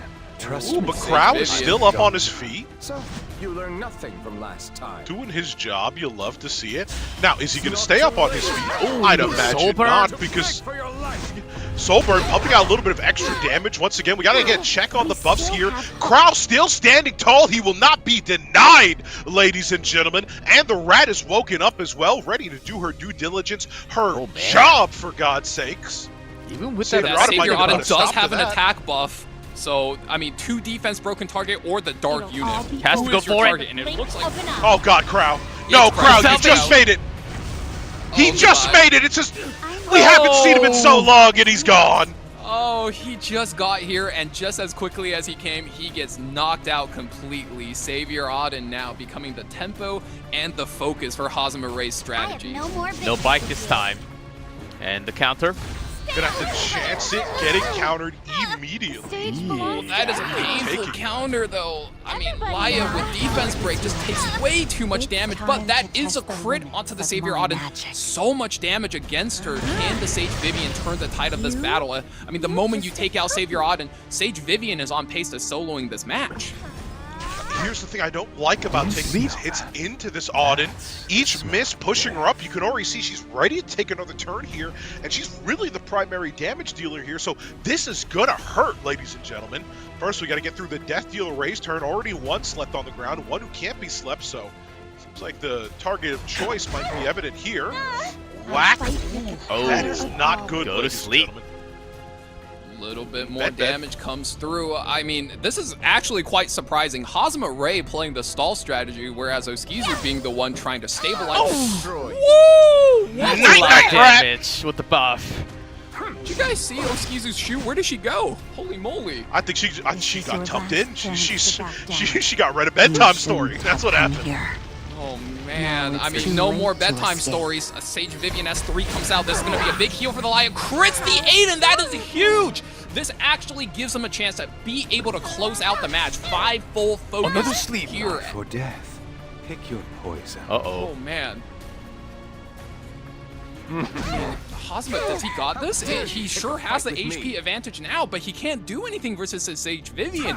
He needs to be able to take down her focus, and you are hitting her, but the moment as long as she's staying above 3 focus, she is fine. She cannot be debuffed, and none of these characters can do anything to hurt her. Going to win this. Not that much. Get that stacks off. You'll make an What she excellent desperately specimen. needs, however, is access to the souls. The S3 is going to be a couple turns away now, and the soul burn on Sylvan Sage Vivian does turn her attack AoE. If she lasts long enough to get any of those hits off, that's the Vivian question solo? on the board right now. Worry not. Ooh, these The tanks and doctor. supports doing just chip damage, fluffing her up, and now she's starting to go towards that half health point. I mean, I'm sure Sage Vivian is on that lifesteal set, so does that give her enough value? Does that give her enough power for her to stay in the game? And it's looking a bit dicey, I'll tell you what, boys. About 2k You learn nothing HP from back last every single time. It's that S1. Oh, but the damage is You'll make stacking, an boys. excellent specimen. Yeah, Frenzy is building up. We're on stage 3 already. Additional crit chance from the fact that our Death Dealer Ray is dark going up into a light The dark unit. shroud Can't of be death ignored at is this coming point, on. especially if he's ready to drop the I vial. hope you find it comfortable. This Throwing it move's out not there, going to give- be doing much, but you for are death. doing this to pass the Pick your turn, poison. scale up that frenzy. It is a part of that stall, and as well, on top of that, you're generating souls for yourself. patient So when you Exactly. do get her up to that point, Ambitious Tywin will be able to soul burn every turn. That ultimate, I mean, even without crit chance, he's going to be able to put down that HP scaling damage. Necessary. And even more healing coming out from the back there. Guardian Ice Crystals plus Doctor's Bag. It's a pretty nasty combo Do to be you going smell into, that? especially without the That's damage the to smell really of chew death. through all of that. It's looking pretty bad on left side. I mean, this might be the turn that decides it. She has her ultimate cooldown up. Oh! Moonbunny crits! Takes her out of here! And that is it. Vivian, A Moon Bunny kill? first appearance, but a first loss. As a second win for Hazamarei, 2-1, best of 5. So it's still not over. It's still not over. What a crit. That Moon Bunny critical.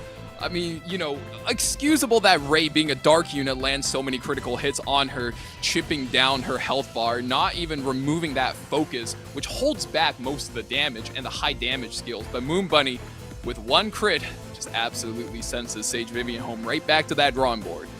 Hey, what was the artifact on the Vivian? Don't think we've seen the chatty. Or was that I believe activated it was early symbol on? of Unity. I mean, Sage Vivian can be built one of two ways, right? You build her a little bit tankier, and you jam a damage artifact like that symbol of Unity on her, or you go build her like a glass cannon and then put the chatty back in on her. So she's playable on both sides. And for Oskizu, symbol of Unity was his build of choice. So we know he was naturally just a bit bulkier, but not going to be enough to survive all of those critical hits from those supports. All right. Really, Just fine. I was going to say, it really came down to a factor that when all of these units were essentially taken out, SVV hadn't cleared the board enough, and without access to something like a counterattack or a way to cut or steal turns or push herself up constantly, like a lot of the favorite, you know, solo carry princess style units, as I like to call them, because your whole draft revolves around protecting them. A lot of these princesses, they carry a lot of those factors to help them win that 1v3 situation. Sylvan Sage Vision can protect, but she can't attack to that level. I think that's what really let her down when it came to it at the end of that last match. And the new pre-bans coming in for match number 4 as well. Death Dealer Ray taken out against Hazama. I think Oskizu is actually adjusting quite well to Hazama's strategy, where if you just look at the Death Dealer Ray, it was picked up first every single time. So being able to throw him off of his comfort zone, he needs to pick up the early ambitious Tywin as well as Fire Ravi, which is, you know, that is a bit of a risky pick. Whereas Hazama, I don't know if he's cooking to let Oskizu have the Laya every single match, or if it's just not something he prioritizes. And now Angel of Light comes through for, ooh, wow. He really trusts that Last Rider Crow on 3. Believes in his superhero. And you know, another interesting thing I want to note is that I've seen a lot of players opt into this. I wonder if it's going to be a strategy more prevalent throughout the rest of the tournament, but Ravi, Fire Ravi specifically, coming out second here a lot earlier than I would have expected her to, but with so many of the other, as we always like to say, prevalent hard carry units in the Bruiser style already picked or banned out, it seems like it's her time to shine. And it seems like these matches are getting slower and slower. If you look at the pre-bans, Janua, Galililius, Landy, Yufin, and even Array. So these players are just going to get tankier and tankier and more bruiser as these matches break down. And Hazama seems like he's really going through it, thinking about what strategy he's going to need to adapt to. And there it is, Mediator Coeric. We have not seen this guy since like last year. Holy. Barely picked. Seen him maybe once or twice. You'll regret this. And Arya comes along. Yeah, I mean, Laya picked up for Oskizu, so you're just going to have to pick up the next best thing, which is Mediator. I mean, he was him before Laya completely usurped his throne, and now he will be fine versus most cases of debuffs like that Angel of Light, but Arya will be looking to strip all of the buffs he puts up. Yeah, we talked about this a lot at the last couple E7 World Championships, where you'd have a whole team, Meteor Coeric would be there doing his job, and he'd also be the last one left because people would simply ignore him and save him for last. Laya fixed a lot of the problems in his kit, and that she's the ability, if you leave her there too long, the ticking time bomb goes off, and pop, your entire team with a single soul burn is dead. Speaking of dead, I feel a little bit more dead inside because left side picks up the Shu. Shu specifically, once again, rearing her head against this draft, and of course, Hazamarei finishing it off with the Mean Bean Machine Green Celine, and she is an assassin coming in to end the match because might be the last one if he has anything to say about it. Arya banned out, Celine banned out, and these four will be making it forward. Time to go in directly. Game 4! If Hazamarei on the match point. Both shoes on the back. Let's see which shoe is a little stronger. One rat aside. Which rat comes up on top? Angel of Light, knowing the Meteor Coeric there, skips the S3 and instead opts to just, you know, one tap a little silence buff onto the Urban Shadow Shoe there.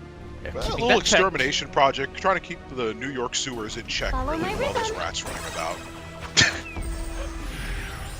Why don't you just surrender? Wow, and Shall we Laya bring pushes this up to the a last close? rider cross, so we are going to get this immunity buff early on our team, protecting versus the ambitious Taiwan. Bit of AoE damage comes through, and already 10,000 damage landing onto that ambitious Taiwan. That's some good damage delivered by the bike.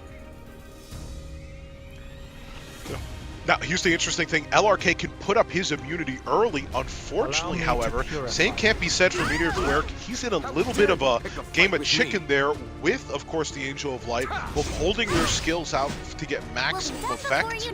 And now with the Provoke onto the Angel of Light, might actually be providing an opportunity here as Shu gets ready to land with the S3, stacking up even more buffs on her team. That classic anti-crit, which might be a perfect fit for the team, making them even tank. No, well, you just get crit anyway.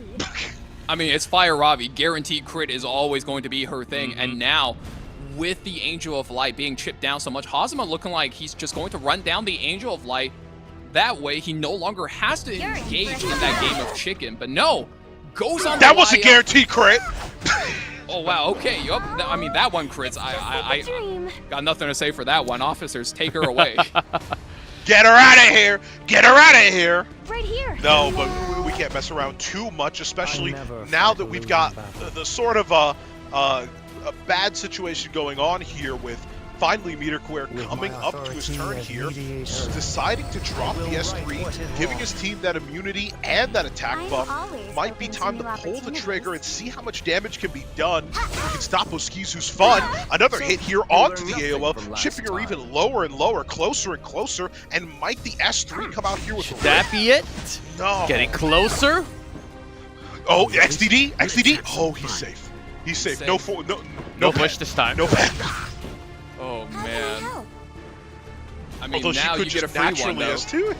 With the full stack. And it's the ambitious Taiwan. I mean, when you're engaged in a full bruiser combat, best way is to kill their mitigation Another first. counter attack. That Laska's gone.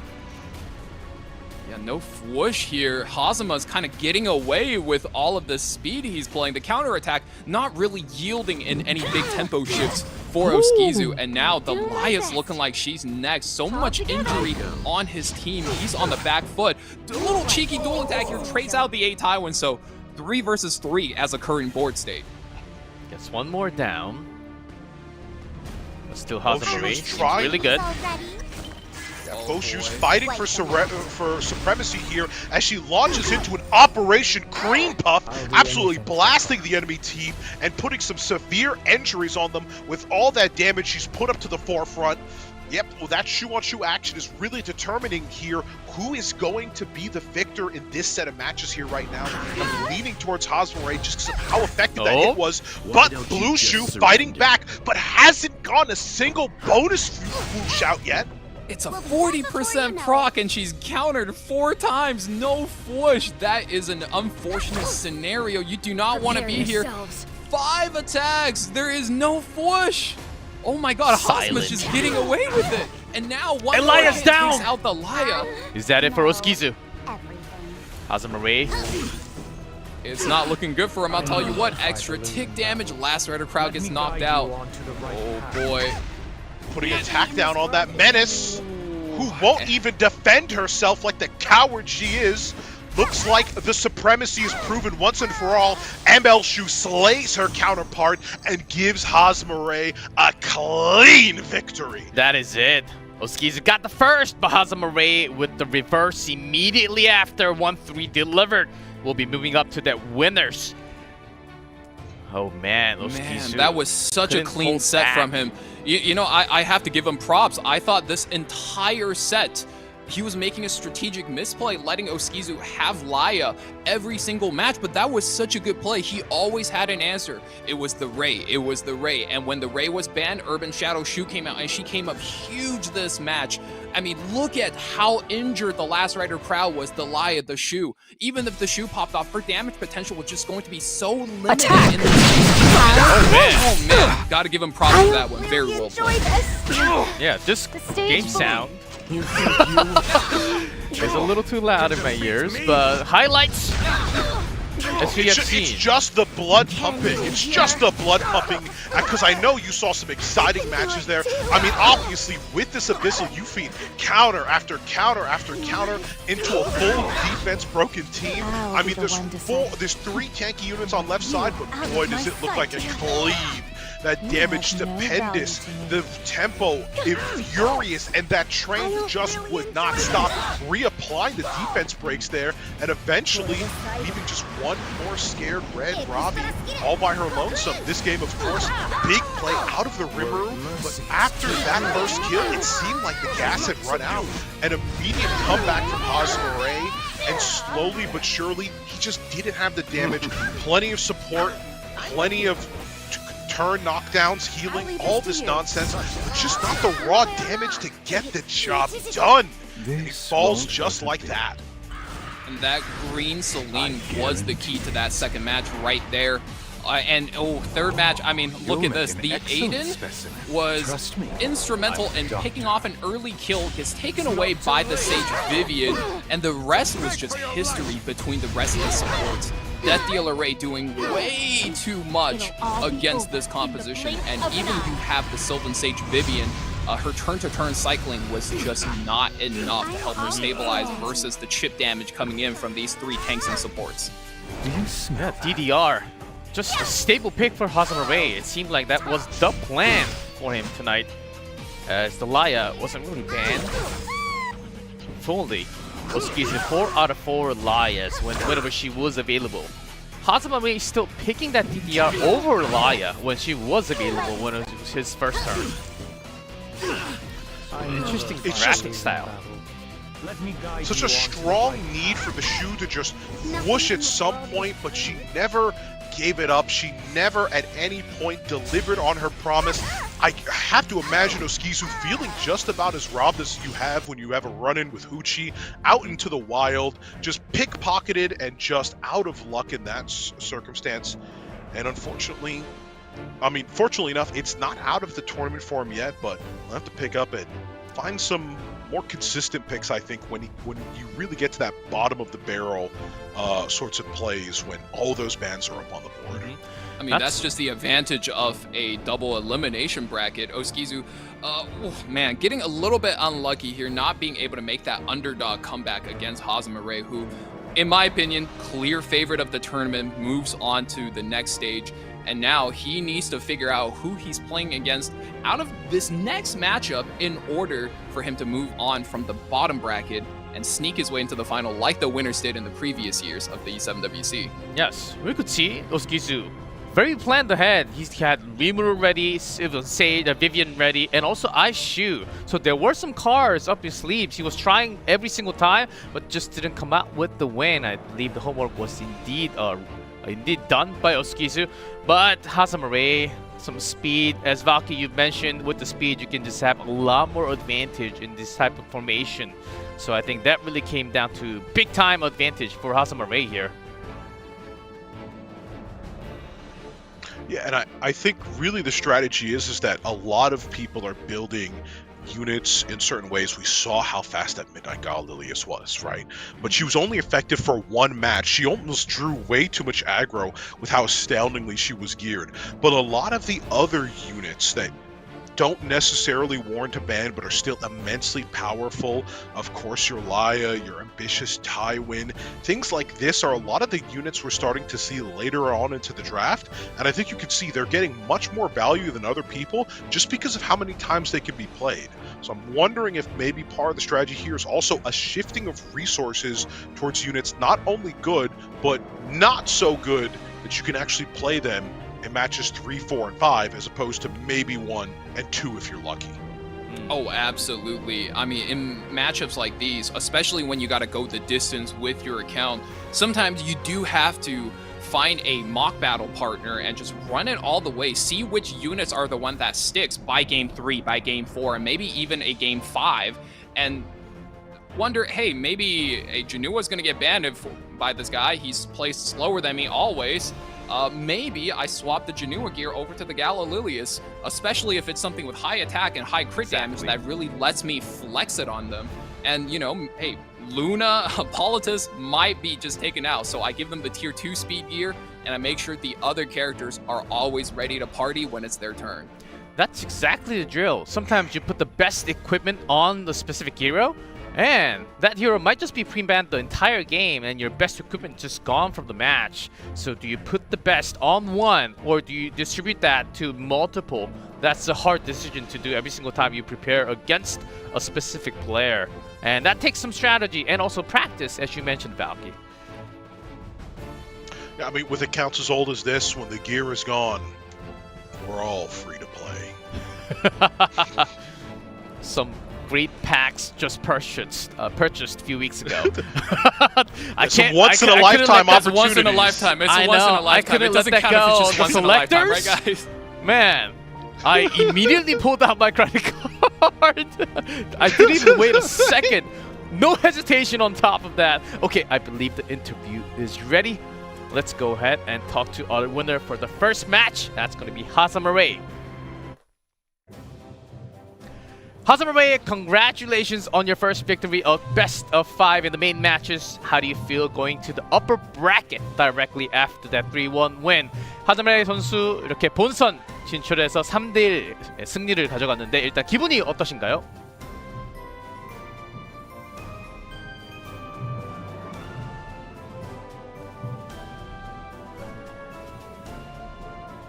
Maybe the audio is not going through. Can you try it once again? 한 번 더 말해주시겠어요? 恭喜选手你进入了胜者组。那请问一下，你得到胜利的感想如何呢？就是赢下了比赛，还是非常的高興的。虽然一开始第一把输了，就是心理压力很大，有点紧张。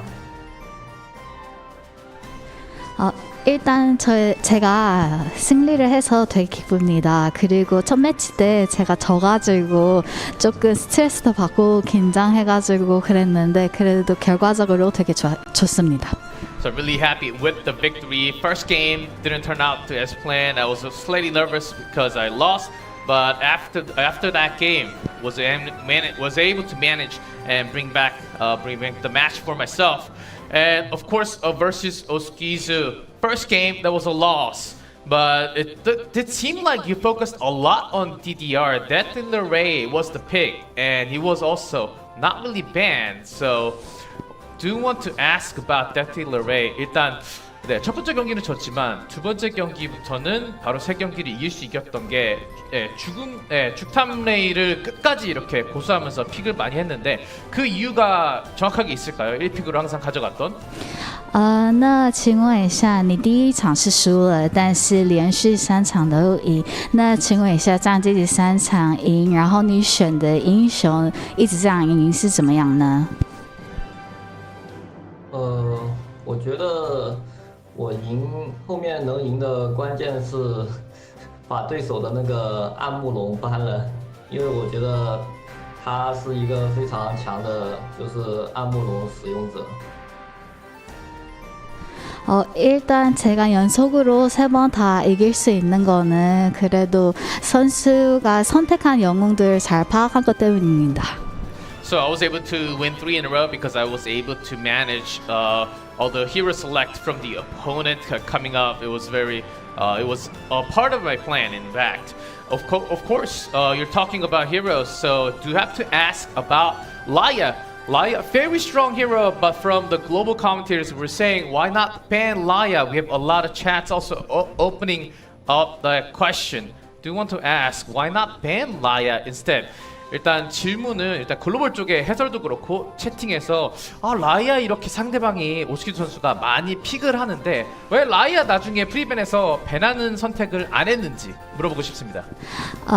所以我们的解说员还有我们的观众都有一个想要问你，就是为什么你打比赛的时候，这次比赛怎么没有 ban 莱雅？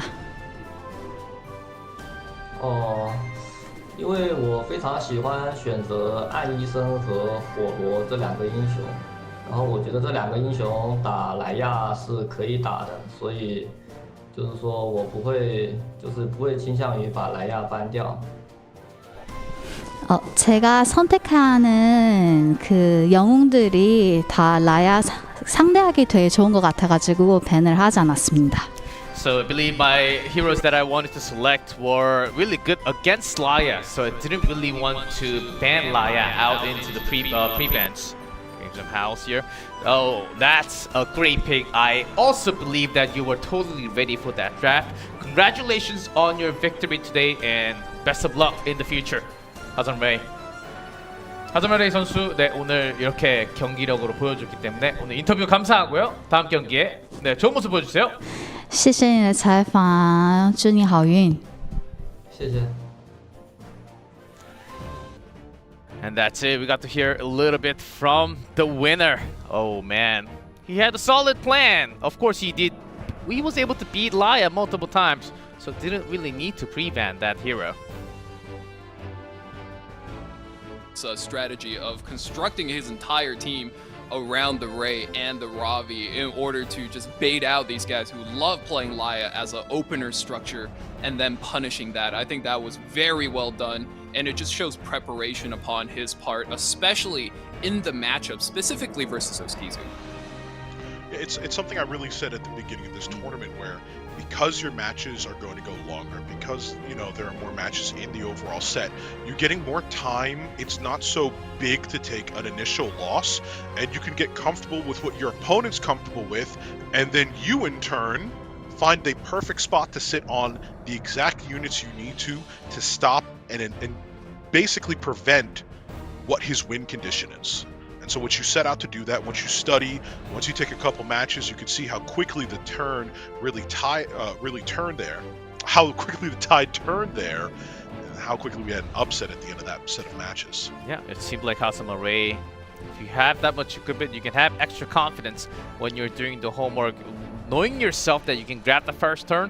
I think that Gala was a big hit, a big turn of tide in that match overall, and just had to be banned in round number 3, and also the DDR ban was certainly ready with that pick. So Hazamarei getting that 3-1 solid victory over Oskizu. And guys, don't go anywhere, because there is good news, which means there's no break before we go into the second match. As soon as it's ready, we are going straight into our second match, Korea versus Korea. The only match from the same server and good friends also. GOMEAWME versus mrpong is gonna be the next one. Gonna be very spicy. And we have the matchup ready, and whenever that is ready, just hit that button. Let's get that going. Here we go. Gentlemen, GOMEAWME versus mrpong.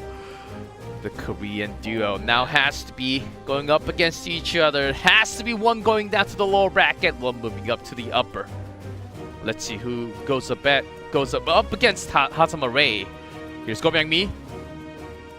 As we all know, and I think this is just something that's very emblematic of the main stages. In a tournament, no matter how fast you are, no matter who you are, it's almost safer, more consistent if you just take a turn 2 strategy for yourself. You're less prone to RNG completely destroying you. It's not worth it, flooring the gas and then running your car all the way into a brick wall, especially if your opponent is somebody like mrpong, extremely proficient tank down players. I mean, most of Korea's server is just so good at defending against these aggressive moves.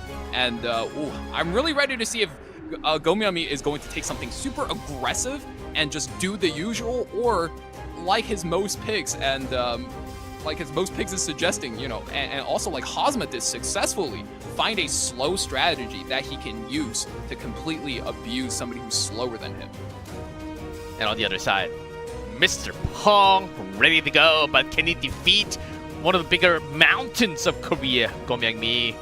Divine.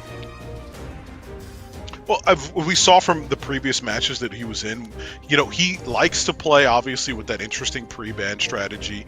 But of course, he's taken down a lot of powerhouse players in the tournament thus far. And as Valk has kept hinting at over and over again, you really get ready. You get prepared once you going to a tournament, you have somebody you're constantly playing with to sort of feel out the meta. And unfortunately for him, that person might just be the one across from him right now. Seems like a good shot it is. So there's going to be a lot of what I'm going to presume, a lot of like advanced strategies in play, right? These two people are familiar with each other, so they're not just doing the homework, they're sort of trying to besting each other on this mental battlefield, and we're going to have to try our best to play catch up to see what kinds of special tech they have, not just overall for the meta, but for each other. And as the graphic foretells, you know, that Lie is going to be a clutch matchup, especially if GOMEAWME wants to slow down. He's going to need to be able to take it away. Blood Moon, Haste, Sea Phantom, Politis, New Moon Luna, as well as Crimson Armament Bandau. A good mishmash of fast and slow units. And there it is, ladies and gentlemen. Laya first picked away for GOMEAWME. We have absolute control over the entire match. Oh boy. Very similar to our first match that we had, but with the haste ban this time. Quick picks coming out from GOMEAWME. Whoa, Champion Zerado? No way. Zio? A Zio coming out as well, wanting to secure that position, taking the first turn, and a Jacko coming in quickly afterwards, taking advantage of the debuff place to misplace the enemy team. Misplace, I mean place them in a great this draft is so fast. A couple. Over 300, they're just shooting it back and forth. This is what we were talking about. They're familiar with each other. They've played this game over and over again. They're really just sitting here like, oh my god, you're doing this thing again? That's so cringe, bro. Oh, yeah. And then they have the answers ready and on deck, finishing it off with the Aria. Oh man, and suddenly, you know, Mr. Pong swings into the cleave with the Zio and Jacko, but GOMEAWME doesn't miss a beat. Defending with two potentially Elbrus Ritual Sword Knights, so that will always be a huge danger. So the post ban now will be a huge decider for how this matchup goes. Captain Lady ban. Tyron removed alongside Navy Captain Landy, so we are not going to have to deal with that anti-crit that Jacko will bring. Both players didn't really waste a second through that draft. Here we go, already into game. Round 1, match number 2 of the quarterfinals. Korea versus Korea. We have Jacko on the field. Be afraid, sinner. Seal takes that turn 1, is going to slam his staff. Pushing back potentially. Bunny Dom debuffs comes through. Jacko surely being able to pick off that kill. Does this give Mr. Pong enough tempo to secure the rest of the match? Bunny Dom is surely out of here. Ooh. That's gone.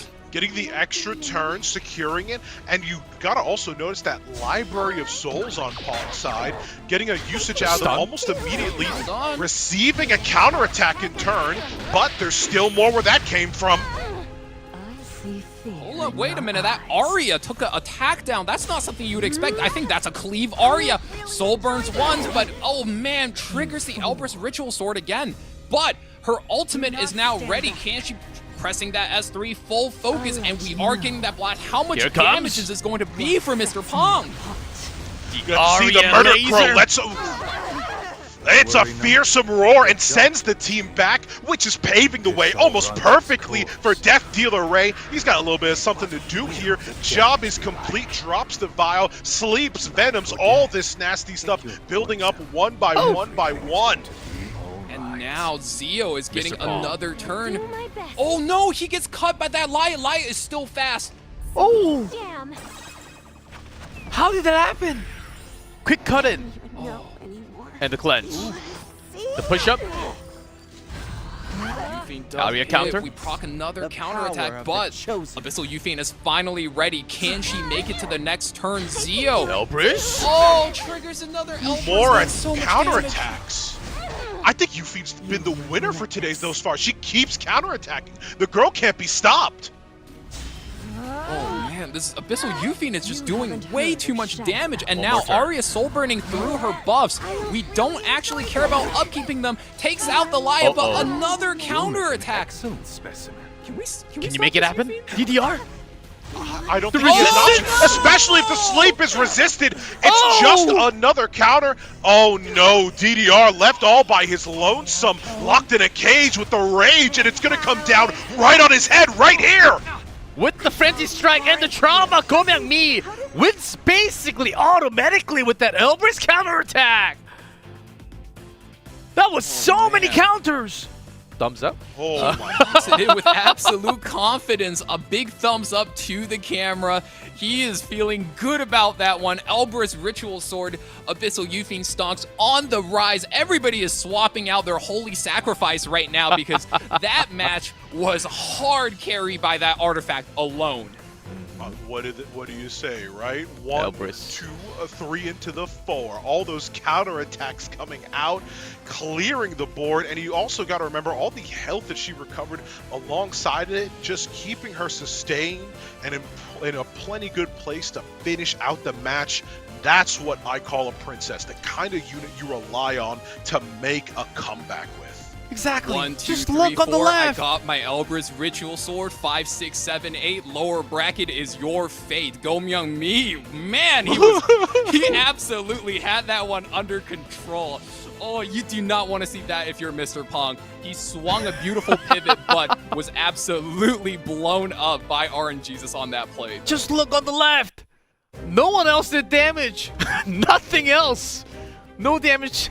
No, only damage taken by the other 3. That was just solely Yufin's show right there. Well, Mr. Pong, even with that draft, did lose that first game. I wonder how that's going to be turning out now, giving very likely a first turn to Mr. Pong. And Well, I'll tell you what, Mr. Pong, with that loss, he still needs to find the room where GOMEAWME, gives him the room to play aggressive, to go fast. He needs to not shy away, but he just has to trust that his luck is going to be there and his draft is right. However, this time takes the Laya first pick for himself. Reply to buy the combo of all time, Ray Ambitious Tywin, and very quickly, these guys are so fast. Fire Lilia's Lua just coming in, pow, pow, pow, pow. It's the kind of drafting speed where you have ramen noodles in the microwave and you've got to get them back before they get soggy. Absolutely racing to fly through there. Now there's no hard feelings. It's all pure competition from both competitors here. As a command model, Laika comes out, an interesting position here in the draft. Oh man, GOMEAWME. So this is what we're talking about when we say a faster player has an absolute advantage, which is you can just swing these weird units your opponent doesn't expect, and now they have to be worried. Even though that Lua might be faster, that Lua is on top tier gear. Hey, what if that Laika's faster than me? That thought has to creep into the back of your mind, but Requiem Roana locked in for this Lua. Mr. Pong is a believer, and 2 resets for his entire team. Lua can push back the cooldown, and so can Requiem Roana. That combo has to hurt. It has to start with the first turn, though. Can you deliver the speed? Mr. Pong, another Fire Lilius believer, too. Is he going to trust in Araminta on top of that? Fire Araminta, interesting choice here. You do have a decent chance to dodge the sleep from the green Laika, and then after that, absolutely overload their team. Sid, a need for speed coming out of the green. Looks like it will also get added in. Maybe looking to make some kind of play here. Of course, the Laika's not going to be able to make it to the battlefield, so I wonder if that speed is going to be well spent here. As we get into the match, let's see how this goes. Is GOMEAWME going to secure it? Sid, 1% faster! And Sid goes first! What's that on top of his head? What's that on top of his head? Why does he have Gab, ladies and gentlemen? It's too bad. He's got to kill a defense break. A second hit out of the green Celine. GOMEAWME having the luckiest day on his life? What's going on? So much damage. That's Mr. so Pong much damage in the onto dark. the Laya. Mr. Pong it's almost like he's down 2-0. He needs to be able to play this out. You don't have the option to. This is a tournament game. S2 puts the Ray to sleep, and now do you burn this? If you do, that green Celine might just pop off again, and that's not something you want. Certainly not. If this were a roguelike, that would be an immediate reset to me. If this was a ranked match, I'd probably still top right. But he's still in it. Defense break lands on his head, but not much damage from the rest of this team. And a wondrous Potion Foul says goodbye to the rest of it. An immediate surrender. Oh, I almost feel so bad. Can we get thumbs up? Thumbs up? Thumbs up. I got my thumbs up for you, KJ. Come on. Another Reciprocate. one? Come on. Oh! Oh my God! He's there! He's sending them to the Lord! He's sending them to church! Someone call 911! Oh my God! Oh, That's the kind of mild trash talk I need in my high-level esports tournament. Packing up his best friend, body bag to go. It's over, ladies and gentlemen. It's over. And Is Mr. KJ Pong there playing his speed advantage over Mr. Pong absolutely beautifully. Sid, I mean, you pick off the Araminta, that's already enough. He's already did his job. Defense breaks the Laia right into a dual attack from your highest DPS character. I'm not sure he needed that after everything he's gotten so far, but hey, I'm sure he'll take it and he won't hesitate to snag that and put his friend into the dirt.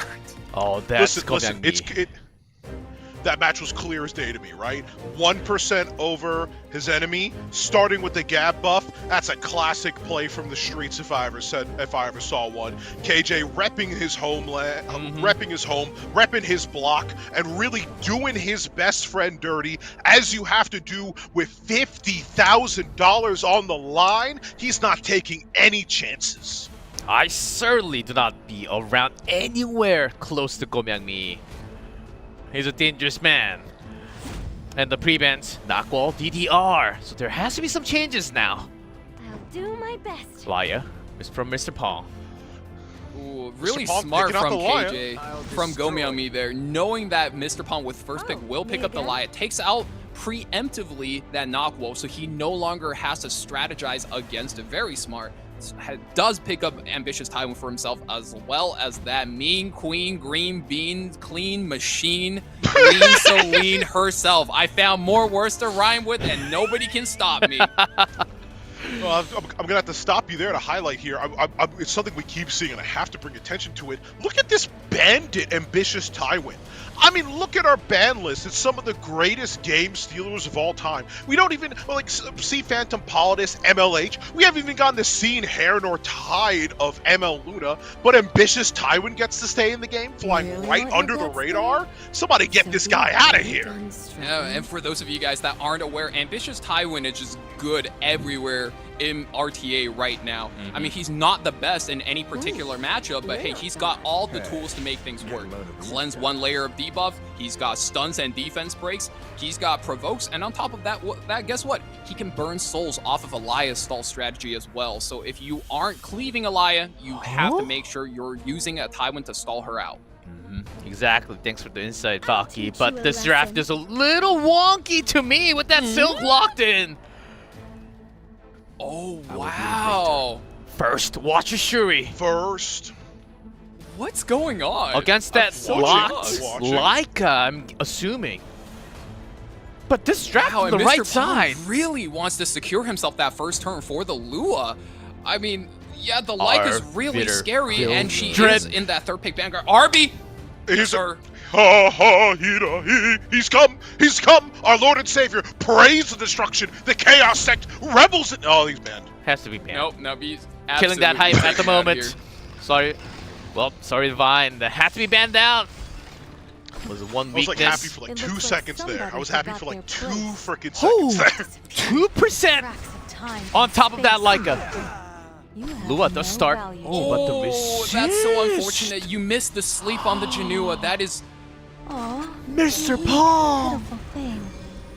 Suffer an eternity of I feel so bad for Mr. Pong right now. He's really not the favorite child here. Has to go into this green Celine, hits the Wanderer Silk, and now the Wanderer Silk is in trouble.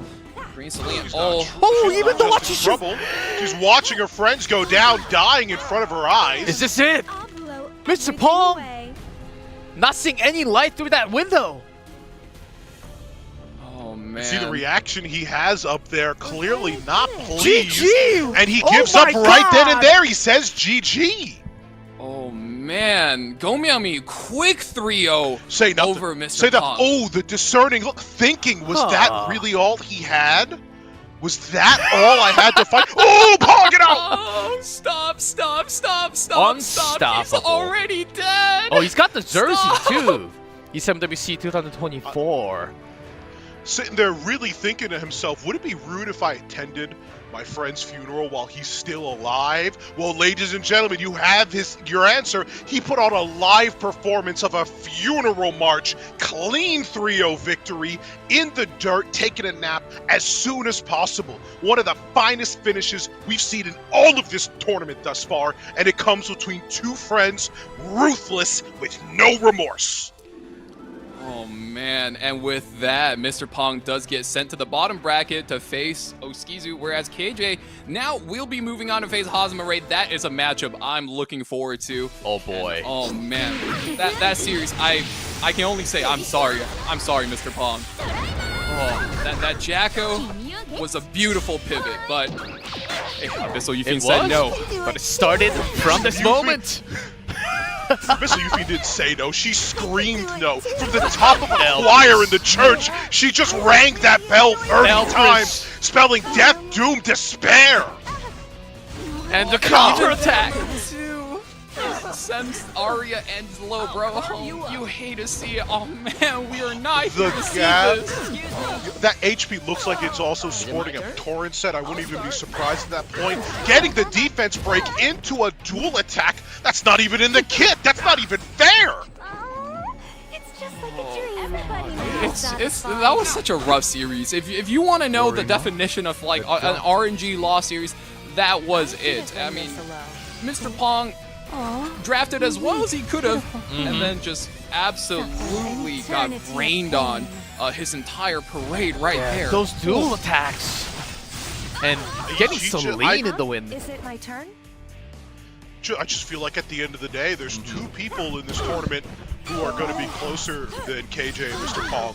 That could be Mr. Pong and Unlucky FGO. Both of them just not having fate smile on them in any way, shape, or form in this tournament thus far. And getting sent home with that bitter pill to swallow. Defeat. Yeah, might have to come back as Mr. Lucky Pong if he wants to come back from the lower bracket, but that was one big RNG gift to GOMEAWME. Have to say, there were some lucky moments if you look at all the percentage that you can count in. And that was a quick 3-0. I think one of the fastest match. I did not imagine. That almost felt like just 2 games, best of 3, but that was actually best of 5. Straight 3-0 win. Yeah, especially that last game. That last game was decided in, I think, like a turn or 2, because even though they could have played it out, GOMEAWME still had the Janua to his name, and when you have a Janua left, without any way to stun or sleep him, he is going to get 1 kill, 2 kill, and if he's lucky to survive, 3, right? And that's all Mr. Pong had to him. He knew what he was about, tapped out real quick.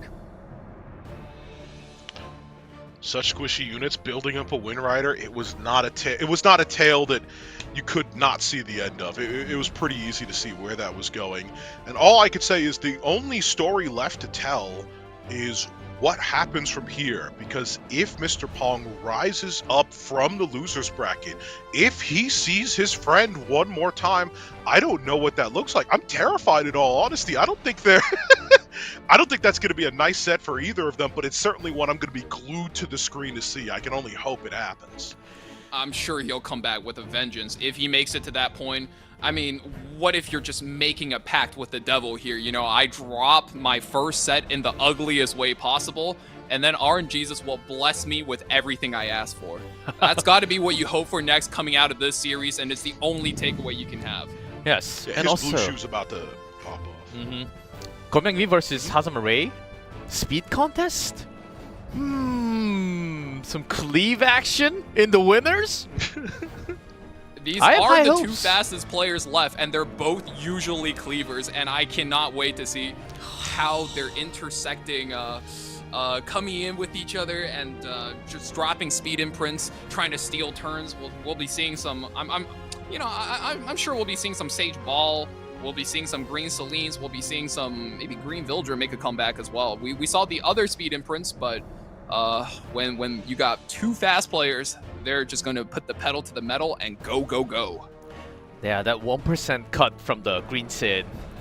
I think that really might have tilted Mr. Pong right there. That was so close. It was supposed to be Lua going up first. Araminta just deleted. Unfortunate series of events. GOMEAWME, what can you do? He's known as one of the fastest players ever since, I don't know, like season 3. So for 10 seasons now, he's one of the fastest players in the game. And if you're racing with Zio, understandable. Anything outside of that, it will get a little bit dicey.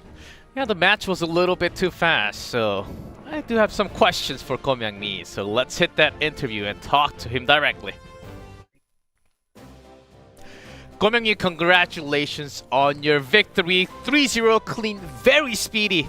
Have to ask you, your friend is down. You brought him down by yourself. How do you feel after the match? 고명희 선수 일단 3대0 우승 축하드리고요. 네, 일단 전후 친구를 본인 손으로 이렇게 내려버렸습니다. 지금 기분이 어떠신가요? 기분이요, 굉장히 좋죠. 1초 만에 보내버렸어요. I feel really good. Only took me 1 second to bring him down to the lower bracket. And of course, second question, we do have to talk about the match. First match, MOU Fiend, Abyssal U Fiend. What happened? You didn't really seem to be doing any action. 일단 첫 번째 경기, 심연의 유피네. 뭐 컨트롤 별로 할 것도 없었는데 어떻게 된 거죠? 그냥 믿고 있었나요? 아, 이게 바로 심피네와의 유대감이라고 볼 수 있어요. It's my direct relationship with Abyssal U Fiend. We just have this connection. And of course, going along, second match, the Green Sid 1% cut. When you went in game, what did you think? Did you know that you were going to cut ahead? 두 번째 경기, 시드 가지고 들어갔는데 속도전에서 일단 컷 할 줄 알고 들어간 겁니까? 이거 어떻게 된 거죠? 제가 퐁퐁이한테 이제 속도로 혹시라도 나에게 덤빈다면 나는 손가락을 한 개 필 것이다 라고 경고를 했음에도 불구하고 덤볐기 때문에 저는 손가락을 필 수밖에 없었어요. So I did warn Mr. Pong that if you are going to contest me with speed at all, I will use my finger if you contest me with speed. So I did. I did have to use a finger. 그런 일이 있었군요. So another one, of course, for the last 2 weeks, Mr. Pong, of course, is a very well-known friend. How did you prepare? Did you expect this type of ban pick today? 일단 2주 정도 이렇게 시간이 있었는데 그래도 굉장히 잘하는 선수지만 오늘 매치를 준비하는데 어떤 점에 좀 중점을 뒀나요? 사실 그 미스터 퐁 선수랑은 평소라고 해야 되나? 이제 각자 다른 조에 있을 때 이제 서로 많이 같이 연습을 했거든요. 근데 그때도 이제 제가 한 8대2 정도로 이겨가지고 뭐 이길 것 같긴 했는데 그래도 이제 저희 기사 다는 분들이랑 되게 연습도 많이 하고 그랬어요. 네, so when in the qualifiers we're not in the same section, so we did contest, have a lot of mock practice against each other, and the results were about 8-2 for myself. And also on top of that, our guildmates helped me a lot, so we did do a lot of practice beforehand.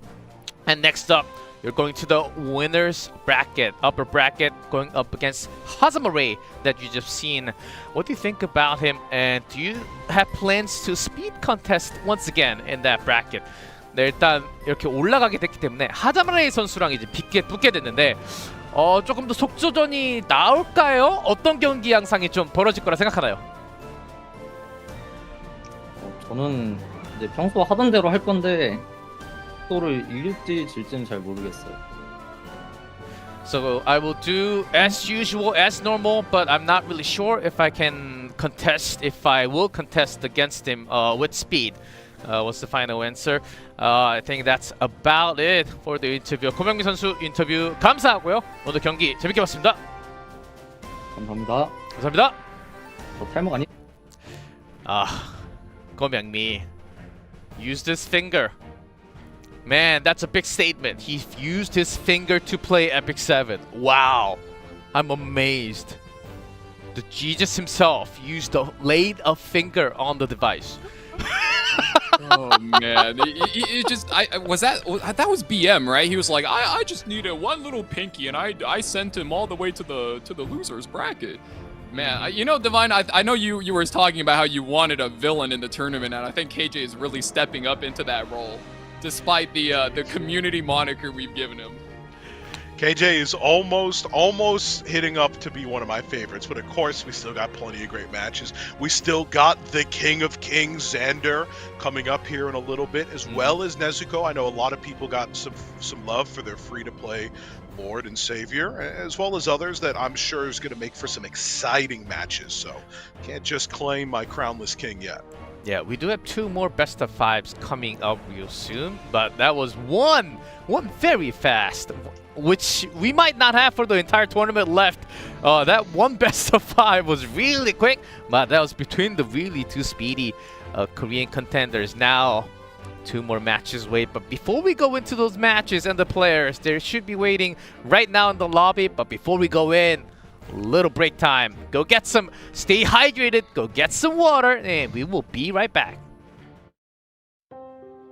That the best intentions can lead to the worst outcomes? Back then, I didn't know. I'll never forget the moment despair darkened those hopeful eyes. But all I ever wanted was for everyone to live in peace. All I ever wanted was a world where everyone was happy. And just like I wanted, the war was over. Because there was no one left to fight in it. But this side of the story will never come to light, since there's no one who wants to hear the truth. I won't ask for forgiveness. You don't need my excuses. For the sake of peace, I'll be the villain I have to be.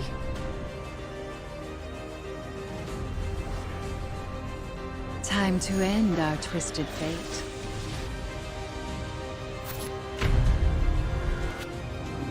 Facts aren't what's important. What matters is what we perceive is the truth. When you look at me, who do you see? A butcher or mankind's savior? Will you be the one who sees through it all and understands me?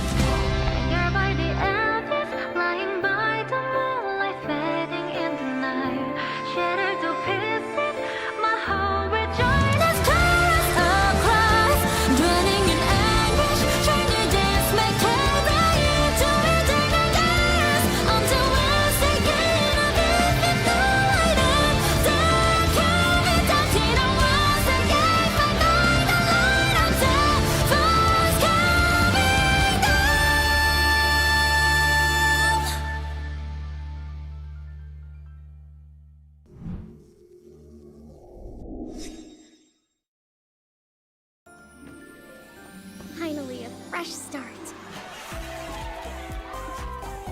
Are incredible and unforgettable. Summertime together.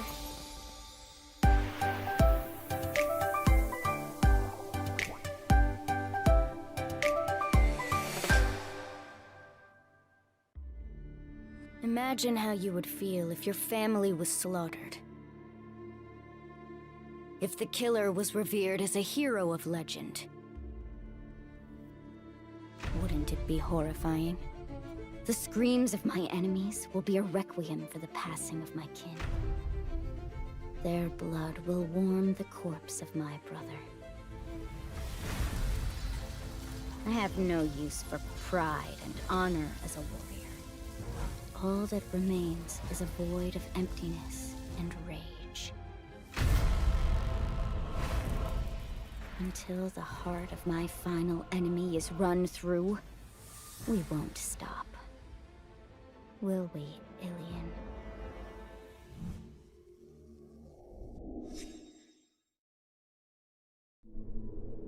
Melanie? Christy? Where are you? Why are you looking at me like that? Where am I? Please, no. No more surgeries. Don't come any closer. She could come back. She might kill everyone. Though there was one person who held me close, no matter how hard I pushed.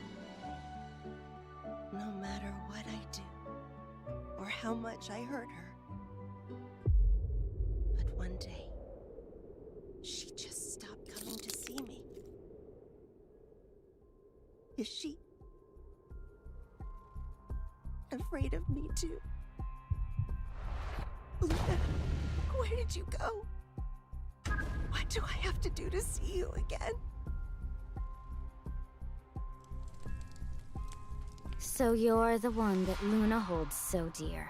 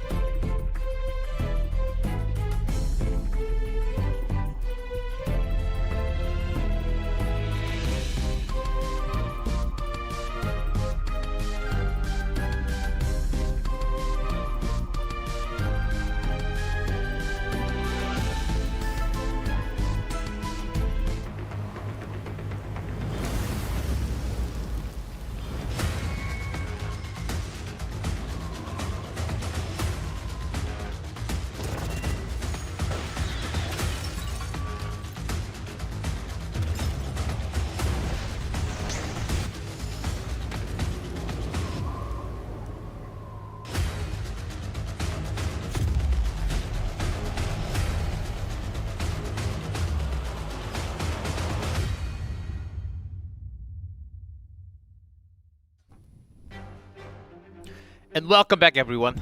It's time for the second half of the night of the main matches here, as we make sure to stay hydrated. I see Valky, you've done your mission. Well, Divine, did you get some H2O? I've got some extra coffee on the side also.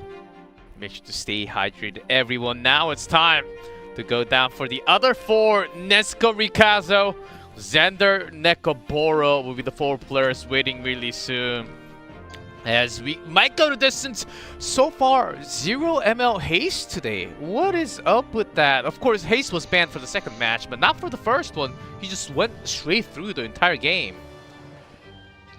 I think we can attribute a lot of that to everybody, well, mostly everybody, wanting to slow down a little bit more. I mean, Haste is a very strong unit, don't get me wrong, but when you are slowing down, you got that Laya, which opens you up to knock wall, shuts down Haste, or if you're playing the other line, you're playing Death Dealer Ray, shuts down Haste. So as long as there's not too much aggressive action, Blood Moon Haste, not that big of a deal, and there are always answers for him. So not coming out today is emblematic of a slower metagame now that we are in the main stages. Certainly is not, and has been Laya DDR show about half of the day. And by the way, the new EE that was just put in yesterday, Lethe and also Bloodblade, BBK, those EEs are also allowed for today's tournament, but they're just not being used at the moment. Along with you. And the further, I was going to say, the further touching on the point you guys were talking about with Blood Moon Haste, I think a big problem with putting him forward, even at this point in the draft as well, first of all, with people like Nezuko, he's just getting pre-banned flat out, right? But even when he's not pre-banned, I think Blood Moon Haste is finding himself in a little bit of an auspicious or a confusing position in general, where there's a lot of top picks people are buying for, and even though Blood Moon Haste is absolutely right there alongside him, he works right now best with units that you're not too certain when and where you want to draft. And also, I feel like he's a strong unit that you can use to set up your strategy, but Laya is coming out as an answer. And then, as opposed to Laya, a lot of people who have done their research are responding. And Blood Moon Haste doesn't really feel like a good unit to respond to the enemy with, because he doesn't enable the offensive strategies that a lot of these players are gunning for. It's like a you choose and then I choose that in return. And I think when you're in that mentality, Blood Moon Haste doesn't fit out well. But enough of that. Rikazo's on screen. He's of course going up into this matchup with, as we said before, Blood Moon Haste most pick going into somebody who most pre-bans it. But of course, a slot might just open up, of course, with Luna, ML Luna being available, but not picked yet. Pre-banned first round every opportunity. Will one of them let her out of the cage? I hope so, but time will tell. Oh, I'm sure we'll be getting the graphic in a second, but 2 big heavily contested units here. Laya as well as Navy Captain Landy. Laya for Rikazo, I mean, so central. We've seen it time and time again today. She is the core to all turn 2 strategies. But Navy Captain Landy is such an important unit to Nezuko's overall strategy that I think every time that he can get it, he is favored in his matchup because his pre-bans align so well for him. And oh wow, actually key heroes Blood Moon Haste. I think played a lot more for Rikazo, but pre-banned every single time for Nezuko, so maybe waving him bye-bye right out the gate. Yeah. Bye-bye. Looking at that win rate, Blood Moon Haste. Death Dealer Ray, of course, very high, about 65% win rate, excluding the games that we had today. Blood Moon Haste still up near 60%, 59.7. That's almost a 60% win rate. We'll see if he's pre-banned again here. Match 3 of tonight. Nezuko on the left, Rikazo on the right. Let's get it down. Round 1. The pre-bans are Knockwall, Blood Moon Haste, Heir, and New Moon Luna. No Navy Captain Landy. Nezuko will have that as an option for himself. Eyeballing that Sea Phantom Politics first pick. Ooh.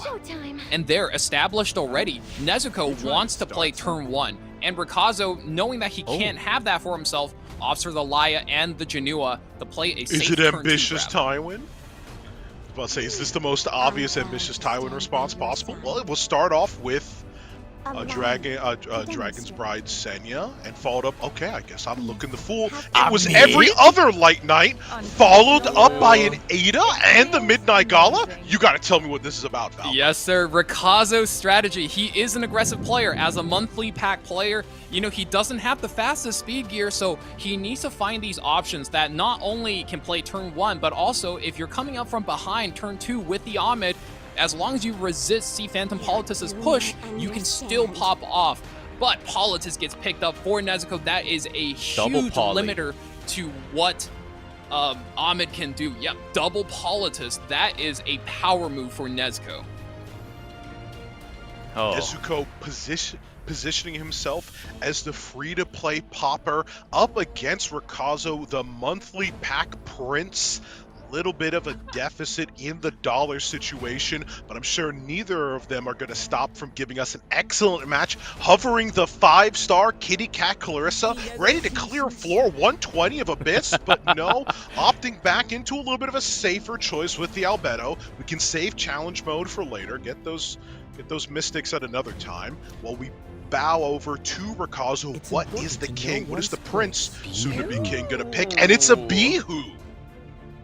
Bihu, you can almost think of him as a more damage-oriented Araminta, whereas Araminta is more used to overwhelm the enemy team with stuns and burns for very little damage. Bihu doesn't have stuns, but those burns will hurt, and just as quickly as he came, he gets removed by Nezuko right away. We do not want to mess with the hurt he can put down onto our Landy and onto the Albedo.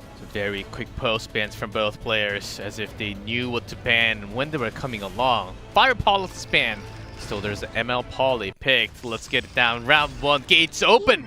Starting with Sea Phantom Politus from Nezuko.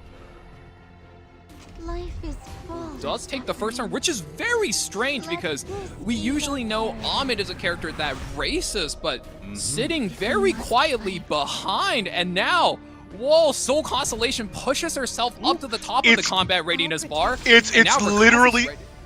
It's such a copy of the Guild Wars strategy, right? You go in towards the Politus with the Soul Constellation and get ready to push up yourself and your team. Skill nullifiers up on board, but Ahmed has much more to offer, and she has to pick one prince here to offer it to. Who's going to be the lucky person? Touch of hope. Gotta be the Galililius. She can go through the anti-crit. Increase attack. And yes. We do not get the crit damage buff. Oh, that's right. She doesn't have her own artifact, so only the attack buff available to Galililius, being able to push herself with not only her passive, but that swift attack buff. With how many stats Midnight Galililius gives herself, she might not even need the crit damage buff, depending on how much damage she can put out. Now we're off to the Lia's turn, and we always talk so much about her kit to cleanse, to throw out this big damage, but you can't forget the guaranteed dual attack, and that's going to cause some havoc. Say goodbye to those skill nullifiers almost immediately. Elber's Ritual Sword, we saw it do so much work last set, and now, once again, Galililius comes out S3. Can we pop the Albedo? Damage comes through, and she's gone. Just like a zit! Let's carry out my plan. And the Wind Rider. Oh man, and the swift attack gets her another turn. Now you start working on the Dragon Bright Senya. I vow my life to You've been having some extra damage through the shield. Here's Senya's turn now. Ready to S3 and do some damage on her own. Where's it going to land? That's the question of the day. The spear is clear and it's heading over there. Ooh, the Wild Dog captain is already low, but he's got something to say about that. Pushing himself up into the action, daring. He needs to get a bite of it before things go south, and I bet you he'll be taking some more here. Yep, right on his head to pop the immortality, and a little extra helping for Landy to everyone else on the team, just because she's nice like that.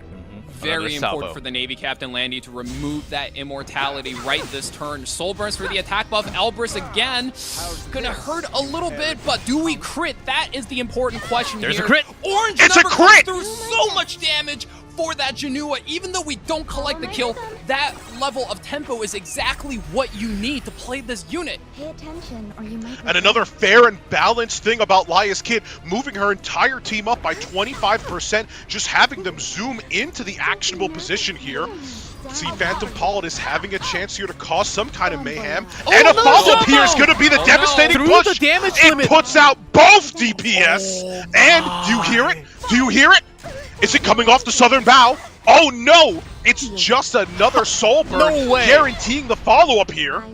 He knew he was going to salvo there and took the 2-for-1 instead of just clicking the Janua. And GG comes out immediately for Nezuko. Oh my goodness. Nezuko having the full Taking trust. out that game in such a clean fashion. Boppin', What just happened? boppin'.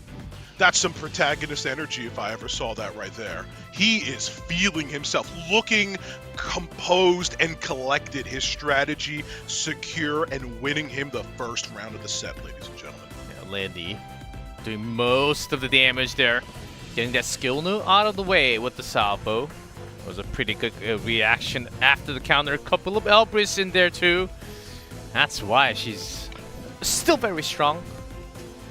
Very strong, but I actually wanted to point out something that happened in that last match. I'm not sure we all caught, but an interesting strategy there with the interaction between the Midnight Gala Lilius and the Sea Phantom Politis. Sea Phantom Politis getting rid of the Midnight Gala's protection in that damage limit buff, but then the Ahmed coming up and protecting her once again through the skill nullifier. A lot of times if Midnight Gala Lilius doesn't go first, she's in a lot of trouble. And we saw how important it was to have her at those insane speeds in our earlier matches. But Rikazo, through his smart drafting, has found alternative solutions that don't require insane gear to make a comeback. It's honestly impressive, and I think it still makes a strong showing for him in the set overall.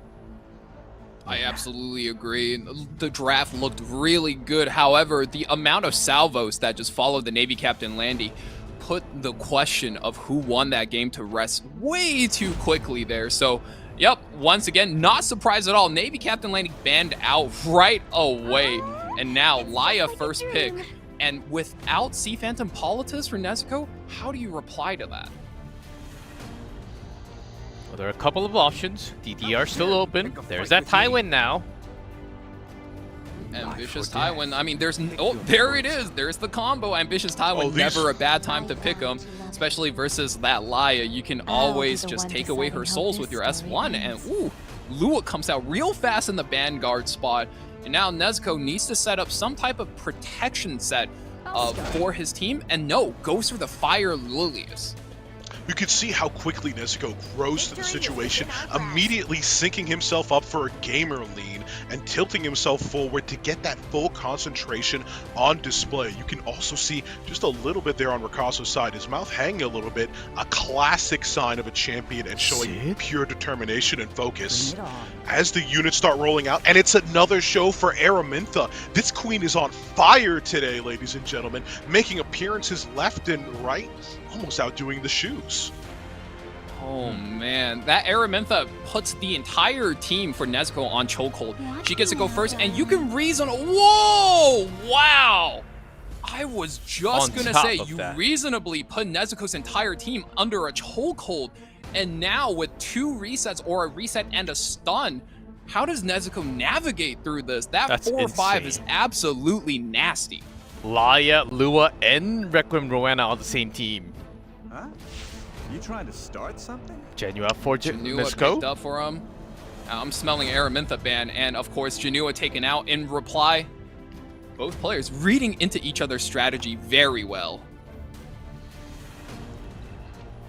It's going to be another interesting match over here. Nezuko having a slight edge on the win prediction, but I'm going to tell you right now, it's anyone's game as we get ready and into the match. What do you think, G-Clef? Some more damage available. Let's see the gates open. Nezuko leading 1-0 in the series, best of 5. Starting with Lua, will guarantee some combos.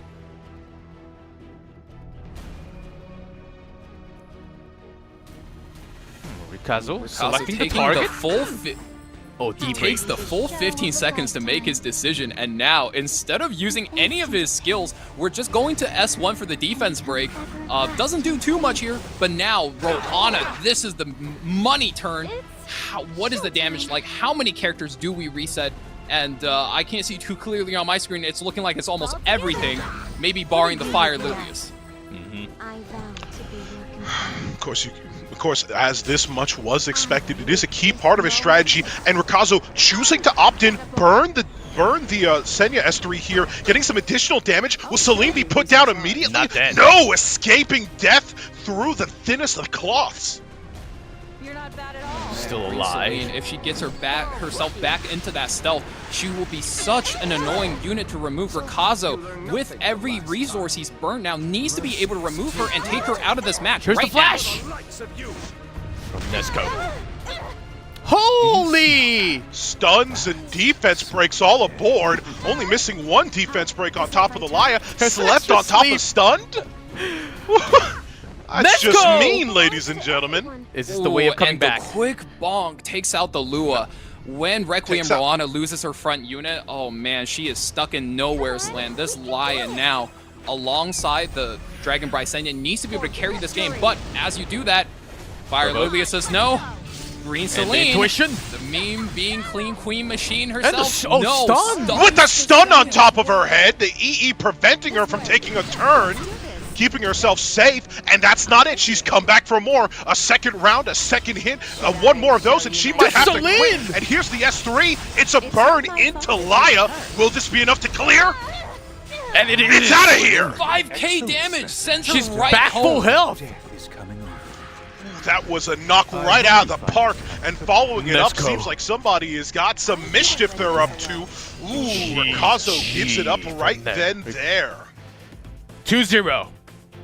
That Celine surviving the damage was all Nezuko needed.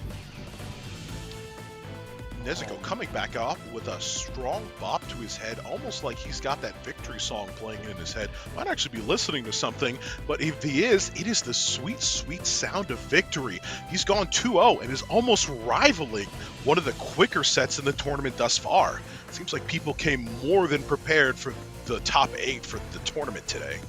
Hey man, there's no quicker way than to seize an advantage for yourself by being in your comfort zone. And there's no quicker way to get into your comfort zone than by listening to some jams. And when you're jamming out and you're getting into it, you might just be subconsciously pulling out these units that you know for a fact has worked for you in the past against your opponent in a tournament like this. Certainly was ready after that. Navy Captain Landy pre-ban coming out from Rikazo. I wonder what else Nezuko has up in his sleeves. Rikazo has to come back, has to be a reverse sweep all the way. If Rikazo wants to go to the upper bracket directly, it will take 3 games. But Nezuko just a game away from moving up there. Rikazo needs to think to himself. He's got some very strong drafts. Game 1 was a very strong show, and Game 2 there, I think he's got the right idea, but just a little bit short in being able to complete that strategy. But now he has that information. The Green Celine has a little bit of a bulk on her, so you can't just go for a pick like that. Needs to be able to respect Nezuko as a turn 2 opponent, not only as an aggressive mirror match. So once again, we got to adapt our strategy a little bit. Does he still have this in the bag? Green Celine banned out That's one adaptation. You just get her out of here. Don't deal with the damage, don't deal with the tankiness, don't deal with the stun EE, for God's sakes. Just get it all out of here and reintroduce everyone to Korea's favorite. No way. Death Dealer Ray. Laya. And there he is. It's not picked yet. For once, especially with Lua out of the game, the onus to pick up the Laya isn't as strong. And now if you pick up Laya, you are liable to get hit by that Venom over and over and over again. So I'm gonna get you after this cast talk. I swear to God, that was terrible. God, I got caught on that one, brother. We're gonna have a good long talk. We need to have extra 5 minutes of broadcast just to grab the talk between you two. yeah. We need a break. I think I can get a flight over. Oh man, Conqueror Lily is picked up for Nezuko though. That is an age-old classic strategy, and when you roll back the draft by what, 2-3 seasons, Conqueror Lilius comes back as well as Ambitious Tywin. I mean, he's just good everywhere. There's no bad time to draft him. Do we smell that Cez coming? Let's go had that in ready for the qualifiers. Well, I think that's an interesting question to put out there for you, Valk. We've seen some interesting DPS choices with the RB, with the Spez every now and again. But what really sets up the conditions for those units to make an appearance? I know you've talked about the meta rolling back, but it feels like there's something else there that puts players in a position to put their hopes on these wild DPS cards. So you notice a lot of times in this game, in this meta, when players are drafting, they're always thinking about engaging on different fronts of the battle. You have the different elements that we saw earlier versus KJ and Pong. They're engaging on the damage front and the speed front of the game. However, I would say this series, the focal point is on the debuff front with units like dZanderr Ray. Conqueror Lilius and Ambitious Taiwan are clear responses to be able to crowd control him before he can get going. But Rikazo with that Bunny Dominion in third pick does lock it in. Thank you for that. Thank you for that. You think you can take Wukong! Wukong? Didn't do so hot in the qualifiers. What do you say to this, Ivan? I mean, I was watching your video where you were talking about it. Wukong's had plenty of appearances thus far, but if you've done your homework, he hasn't had much of an impressive showing just yet. Puts out a lot, has some good AOE, has some injury, but as far as I've seen, his placement as a king is unfortunately in Rift. And if he's gonna come out, if he's gonna have a final strong showing, it might be here through Nezuko's hands, but there's another green DPS I value way more, and of course that's the Midnight Gala Lilius coming out for Rikazo.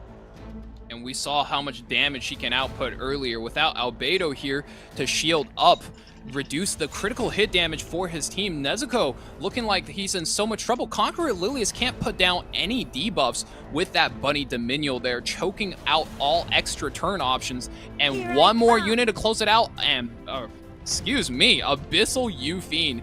When Wukong is swinging that staff turn by turn, you are always at a risk of activating that Elbrus Ritual Sword. Against Elbrus, Elvira. Well, tried it, but his postman immediately with Gala Lilius. Cannot afford to keep that in the game absolutely whatsoever. Takes her out of here, and now you are left with a Wukong match. Wukong match indeed. Question of the day is, I was just going to say, Wukong, of course, going to make a prevalent appearance here, but I'm worried, gentlemen, because Abyssal U Fiend had one cosmic showing earlier in the day.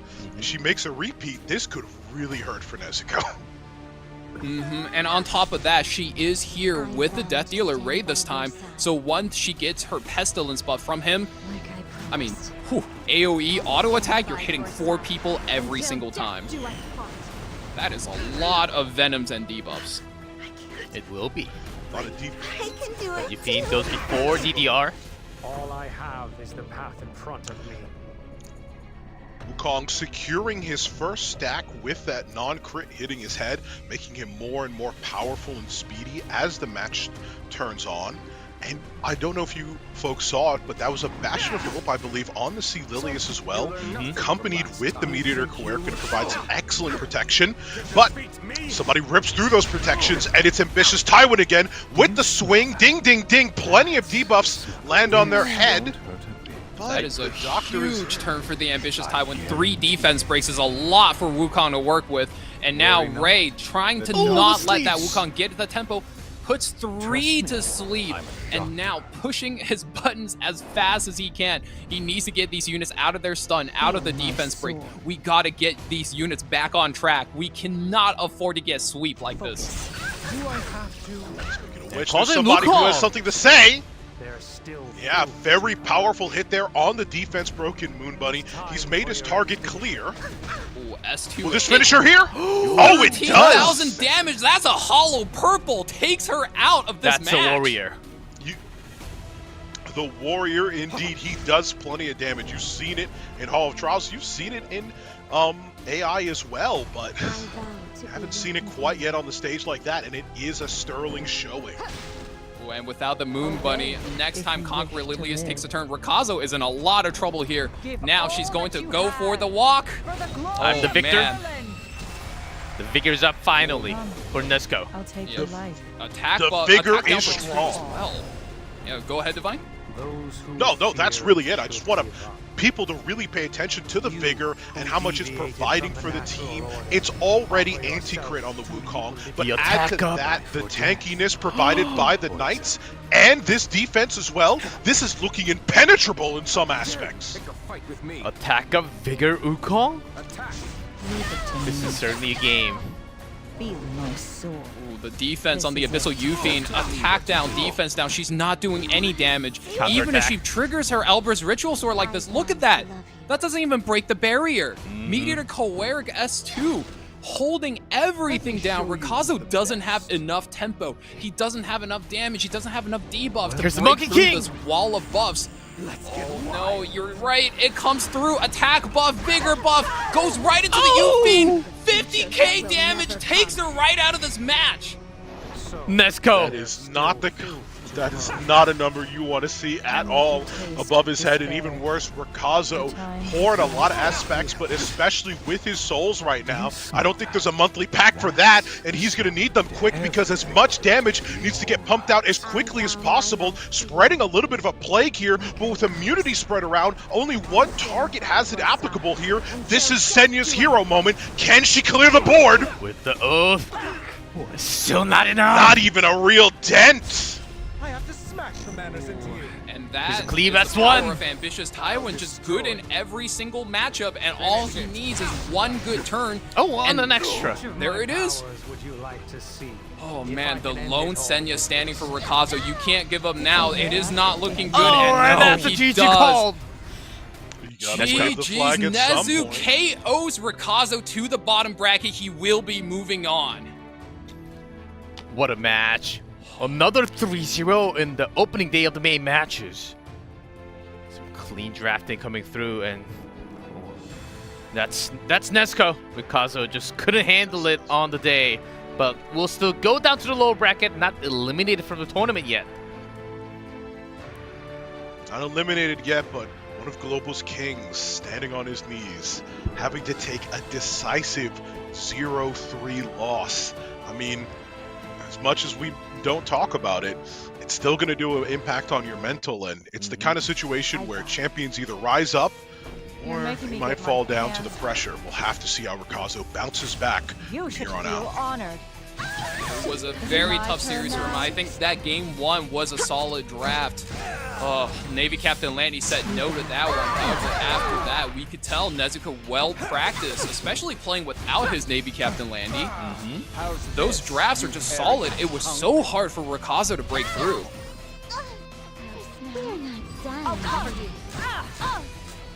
And there it is. Yeah, that was the start of everything. The damage limit just not doing what it needs to do in the face of multi-targeting attacks that go again and again, especially with that kind of damage. And then you called it before, once the Lua was exposed, that was a 2-for-1 special, putting out of commission essentially the Requiem Moana in the back as well. Then we got another clean game from the Mean Bean Machine, Green Celine, deleting units left and right. Oh man, and there's that clutch turn on the Ambitious Tywin with the Enrage buff, activating him with the Abyssal Euphine, not what you want to see. And once your units are out of the running, oh boy, they're just going to get picked off one by one. And in Wukong's case, once he gets that one kill, the rest will fall like dominoes. And just look how long the Abyssal Euphine was stunned and defense broken for, long enough that even with the sleeps, even with these other debilitating debuffs, he still came in for that 50k money shot, deleting her almost instantly. There was nothing he could do after that. Sweet victory for the Monkey King. Didn't really have that much of a great performance during the qualifiers, but Nezuko pulled it through. Certainly. Also waited for that many turns until the Moon Bunny was gone. That patience was certainly the way. I think the right call was made from Nezuko. The pick, I think, was decent from Rikazo. It wasn't bad, right, Baki? I think his draft was solid there, but Nezuko just got one really good turn with the Ambitious Tywin, and he made all the right calls. Bada bang, bada boom. And just made all the right plays, top to bottom. You know, it's just good play. And that's exactly what we expect to see at E7WC, isn't it, Divine? It's that and more. As I said, we have these interlocking narratives between people coming back and fighting forth, and that's what I love about the losers bracket. You know, we've seen plenty of people after the last set of matches, after the qualifiers, come into top 8 with new strategies, new engineering, new attitudes that we haven't seen before. Losers bracket is the place where it's your last chance to focus on finding that winning formula. And I think that's the key there. A lot of our strongest players today know absolutely what they have to do and what their opponent wants to do. And it's those two things they keep in mind consistently. Empower myself and destabilize your strategy. Working in tandem with those two thoughts, anything and everything is possible. Yes, exactly. So, no more time to wait. Let's go ahead and talk to the winner, Nezuko. What he has to say about the matchup. Congratulations, Nezuko, from the 3-0 win. Very clear victory. Let me translate first in Korean and I'll give you the question in English real soon. So, 네즈코 선수 3대0으로 이렇게 승리를 하고 어퍼브레켓으로 올라가게 됐는데 일단 소감이 어떤지 듣고 있습니다. Nezuko, congratulations on the 3-0 of course. How do you feel right now defeating a big opponent, Rikazo, with a 3-0 score? Honestly, I feel very happy. I mean, I practiced a lot for today. In the past few weeks, I tried to practice with my coaches and try to cover all the ground I can possibly think of. And today, I had to say I was quite lucky when I got the first pick in the first match. And after the first match, when I got my win and I got my mental state up, then it was quite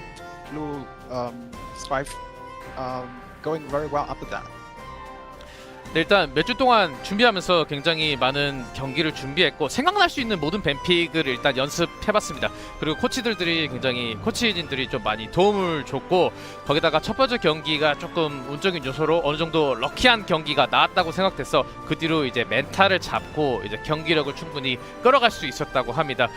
그리고 이제 그렇게 되면 이제 다음 질문이 리카조를 생각하면서 뱀픽을 공부 많이 했다고 했는데 어떤 점을 좀 집중적으로 봤나요? So next question, of course, you told me already that you had a lot in practice, thought about every band pick, but against Rikazo, like what were some of the factors that you focused going up against him?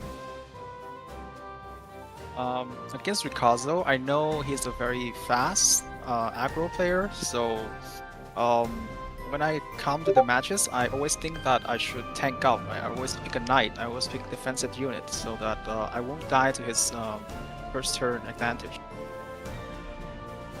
일단 굉장히 리카조 선수가 속도도 빠르고 어그로를 많이 하는 선수기 때문에 일단 좀 탱키하게 가야 됐다는 걸 알았고 그렇기 때문에 1픽에 죽지 않으려면 기사를 일단 챙겨야 됐다는 거를 어느 정도 중점으로 이렇게 연습을 하고 준비를 했다고 합니다. 그리고 다음 질문은 또 중간에 아미드도 한번 나오는 경우가 있었는데 이게 준비가 어느 정도 됐던 건지 아니면은 어느 정도 놀랐나요? So we had Amid coming out from Rikazo for the first in the band protection. Were you surprised by this pick at all in the first game?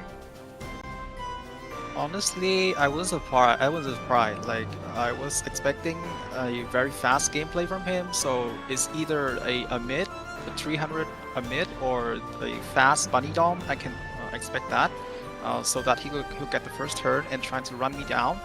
So that's why I picked Senya and Candy very early to prevent that happening. 네, 일단 아미드가 굉장히 나오는 거에 대해서 놀랐고 일단 300 이상의 아미드가 나와서 굉장히 빠를 줄 알았는데 아니어서 더 놀랐고요. 그렇기 때문에 뭐 문번이도 나올 거라고 생각했는데 그래서 반대쪽에서 일단 해군대랑 랑디나 그리고 월강 세냐를 픽하면서 이렇게 데뷔를 했다고 합니다. And to go on top of that. 그리고 다음 질문은 일단 그리고 50이 또 나오게 됐는데 예선에서는 50 성적 좀 별로라고 네, 많은 분들이 얘기를 했고 실제로 성적이 그렇게 좋지 않았는데 오늘 50을 픽한 이유가 있을까요? So Wukong was a hot pick, didn't really do well during the qualifiers. Was that a really big cheese card ready from the sleeve, or was that just on the go pick? Honestly, I was thinking about this Wukong unit for a long time, and I play a lot of him on the ladder too. So at that moment, I was thinking I need a really neutral DPS. Yeah, so Wukong was the first unit that comes to my mind, so I just immediately pick him. 일단 50에 대해서 일단 생각도 많이 하고 실제로 실내나에서 굉장히 많이 사용을 한다고 합니다. 거기다가 일단 딜러 포지션이 꽉 필요한 상태에서 가장 먼저 생각이 드는 게 50이었기 때문에 골랐다고 하네요.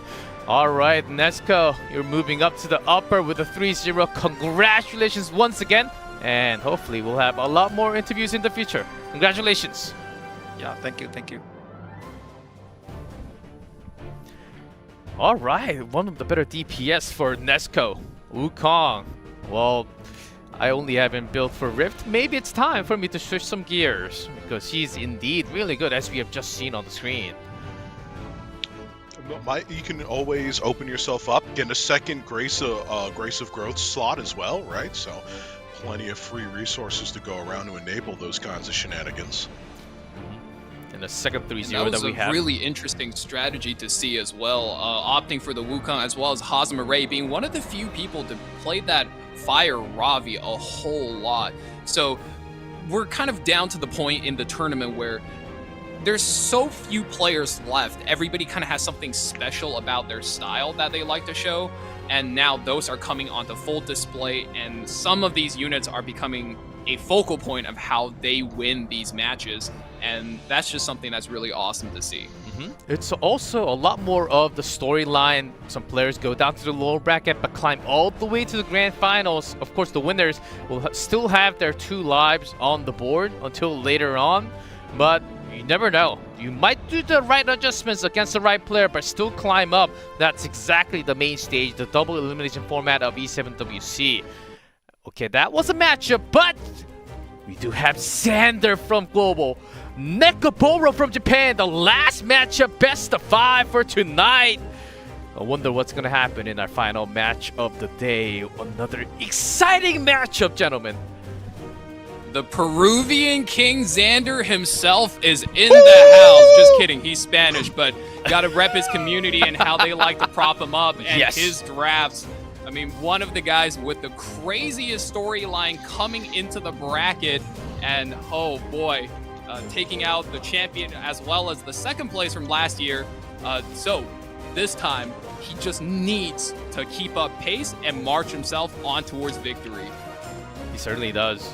On the resume, Winter Wish, Magic Cheat, Poopist, I think dZanderr's already a winner for this year. That's an achievement that you will always put anywhere related to E7 on your resume. But on the other side, here's Necoboro Divine. Yeah, and you know what? I do got to give it to dZanderr. He's got an impressive resume before him. But on the other side is Necoboro, who has come this way in this new wave of new talent we've gotten as the dark horse, essentially. And I think that's what it is. The old guard, you know, no disrespect to them, but they haven't made it as far as he has. A relatively new face in the RTA scene, and a rather casual player who's made it into the money already at top 8 and has the potential to go even further. And as we've also seen throughout this tournament, a lot of people adapting to the data sets that they have on these other players, but not as much known about Neko. He might be able to pull off something key here, especially with a unit like ML Shu that seems to be favored.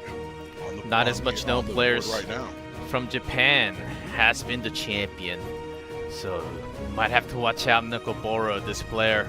The fact that he's from the Japanese server, that's something else. But dZanderr seems to be having a really solid draft throughout the qualifiers. Oh, this match is going to be hot, deserving to be the final one of the night. Real question. ML Shu have the key hero. That's Divine. I was going to say, do you think we get another 3-0? No. I don't want to dare say it, but another 3-0? No, please, no. I want 5 games. I want 10 games from these two players. I'm just saying, I want the best they can give us on either side, but I'm worried with the way waves have been breaking so far in this tournament. Not banned. Yeah. Not my end, yes. That might be the footing you need. She's available.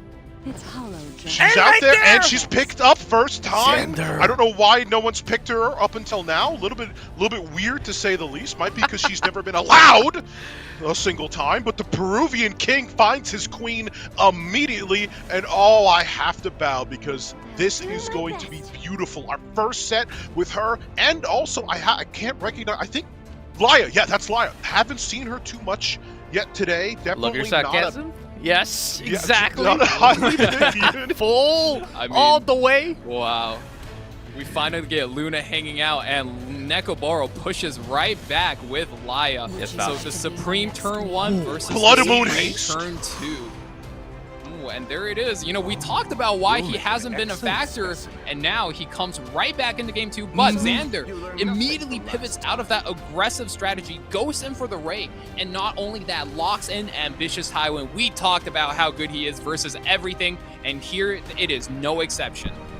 I need someone to get this guy out of here. Tywin stealing way too many games out here, at least in my opinion, but more than that, I need dZanderr to pick a solid 4-5 pivot here on the track. That's right. And do you know exactly why, Valk? Oh, what are you thinking? If he doesn't pick a must-ban 5th, that Luna is gone, just like she is every time when I wake up from my dreams. She is going to be gone in a split second, and I need to see some of this action. Some people are really saying GG next game, please, but that New Moon Luna might just be post-ban, very likely. If you wish to die. Heir, first time today. Ooh. I mean, Heir is aggressive. You do get to play with a faster base speed unit, but GOMEAWME is where it's at. You are looking to go fast, and you are looking to take out dZanderr's opening units, remove their autonomy, stop them from taking turns, put their skills on cooldown so that you can play the rest of your match. How fast is this New Moon Luna? Well, Heir should be faster in theory. I mean, assuming no speed RNG, Luna's 124, whereas Heir's 128. So, if it's the same gear, Necoboro should be going first there. dZanderr needs to think a little bit about what he's going to do here. Do you go for the speed imprint to imprint on the Luna? That might not be a smart idea considering there's a haste in Laia. So, how do you stabilize your strategy and your position playing into these strong closers like Laia, like Blood Moon Haste, but also not use your cooldowns? The highlighted hero, Urban Shu. And possibly putting the hands together for an Edward Elric coming out against the Heir. Wolfgang shouted out, woo! He's going to have to deal with it because those debuffs are not going to be available, at least from the S2, and finishing off with a Sylvan Sage Vivian. Plenty of damage on both sides. I love that Vivian this buff draft. couldn't have come in soon enough, being picked into not only a Luna composition, but also a Rei composition. I'm almost thinking she gets taken out of the draft right then and there, but we'll have to see. Seems like Necoboro's already made his decision. Does dZanderr find the winning ban here? And if he does, that Luna first pick surely paying off. Vivian, Edward, gone as the post-ban. New Moon Luna will be on the field, ladies and gentlemen. Bless. And she might not be available for a longer time, so this is a game that you cannot miss. I mean, it's really going to be interesting here. We've got two key units, the Blood Moon Haste and the Luna, who haven't made an appearance today. And one of them is about to prove to us why these units have either not been picked up or been kept in a cage. And the raid starts up with Heir taking first turn, but having to really think about it, considering what's up on the field. Hits the S2. Ooh, Bastion of Hope resists one set of debuff on two characters. Now ambitious Tywin has that Enrage. If he can keep his cooldown, he might just make a huge play like we've been seeing him do all night.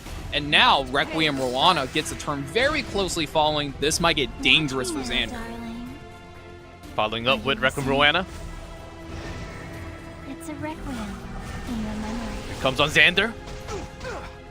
Some resist? Did I see that right? Plenty of resist from what I saw. ML Shoes looking fine. Tywin's taking a hit, but I don't know. It didn't look as effective as I thought it would be at first. Everybody knows. New Moon Luna pushed back a little bit, even stunned on top of that. Wow, that's a dual attack of all time. Luna losing her first rotation completely, not even able to pick up that extra combat readiness to get into her next turn. But dZanderr, not over for him yet. He still has the Urban Shadow Shoe. The moment she gets to pop off, speed buff up for half the team. Still a lot of danger for Necoboro incoming. Well, that's not a lot of damage though. That's exactly what happens when you play an ER Shoe. She's resistant to all the debuffs and annoying effects, but you might just lose her. Yeah, and denying the 2-for-1 special, the GOMEAWME with her attachment issues in the back being slept and can't join the Heir as she climbs up the combat readiness bar. Another stun. Another soul burn, another stun. Same. Necoboro keeping that Luna locked with the Not second locked stun with her now. sweet miracles. I would be loved to be locked from Life's sweet miracle. All together, let me help you. Oh, not gonna use it I might yet. be able to get you tickets. No, get me on right now. There's a deep break. That defense break and of course the damage being mitigated from going around thanks to the buffs up on the Para, doing a good job of enabling the team's offense, but also doing plenty of defensive work and keeping away these injuries. Almost looks like the Blood Moon Haste is healthy in all honesty, and opting for a stun on the Tywin instead. And without that turn, Xander's gonna have a hard time making the comeback. Blood Moon Haste gets to go now. Does he strip? Does not get the strip. No extra damage coming in for the haste. And Xander hangs on a little bit, but that Ray is getting to go now. Just Death Cloud. Oh, some that is good a sleeps. 6 out of 8. A lot of debuffs coming through. Oh my, Xander. Treatment. Nothing in this. So I think here's the interesting, extra push with Operation Cream Puff ready to launch. This shoot is ready to splatter plenty of damage onto the enemy team, and by any and all means, who's this gonna land on? We see a crit for the first time from her actually, as Laya takes a big bite out, has a big bite taken out of her, and lowering her damage as she prepares to push up and cleanse that team. You don't deserve my mercy. Finally. Now we finally get her, yes! New Moon Luna's here with the Soul Burn! Sharpened spear.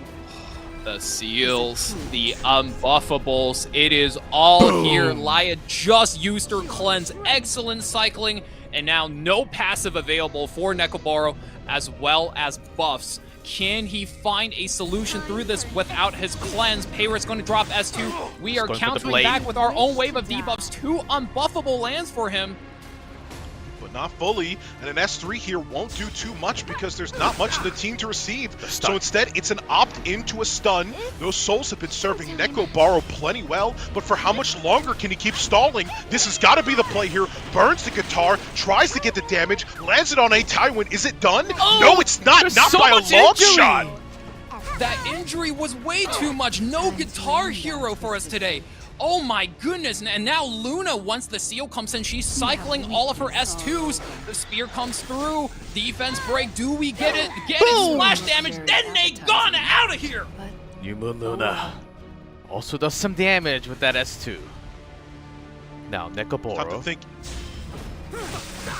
Going for the S1, getting the follow-up damage, and it looks like he took none at all. I mean, a mystery to be said. When you get that passive sealed up, man.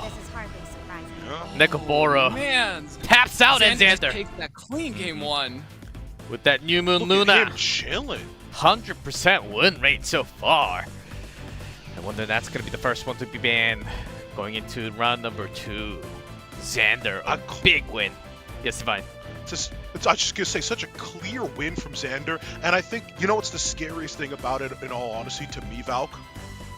What are you He did all that in his base form. Not even transforming, not even having to power up, no times 10 at all. He just simply sat and dealt with everything he had to in the most neutral position possible. And I think that's what our king is good at here. He's good at testing his opponents, hitting them with these strategies, and as the first person to use New Moon Luna, let her out of the cage, he's certainly shown her efficacy in the quickest fashion possible.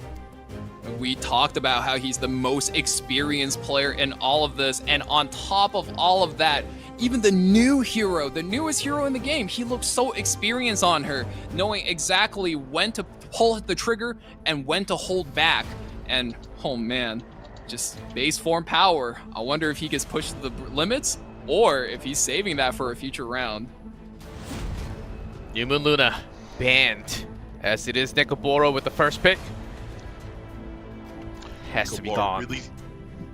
Necoboro having to sit there and ponder on his decisions, maybe needing some kind of Zenkai boost to get himself back into the match, but instead calming down with a simple Death Dealer Ray. Really, just a casual pick. We've seen him first pick before.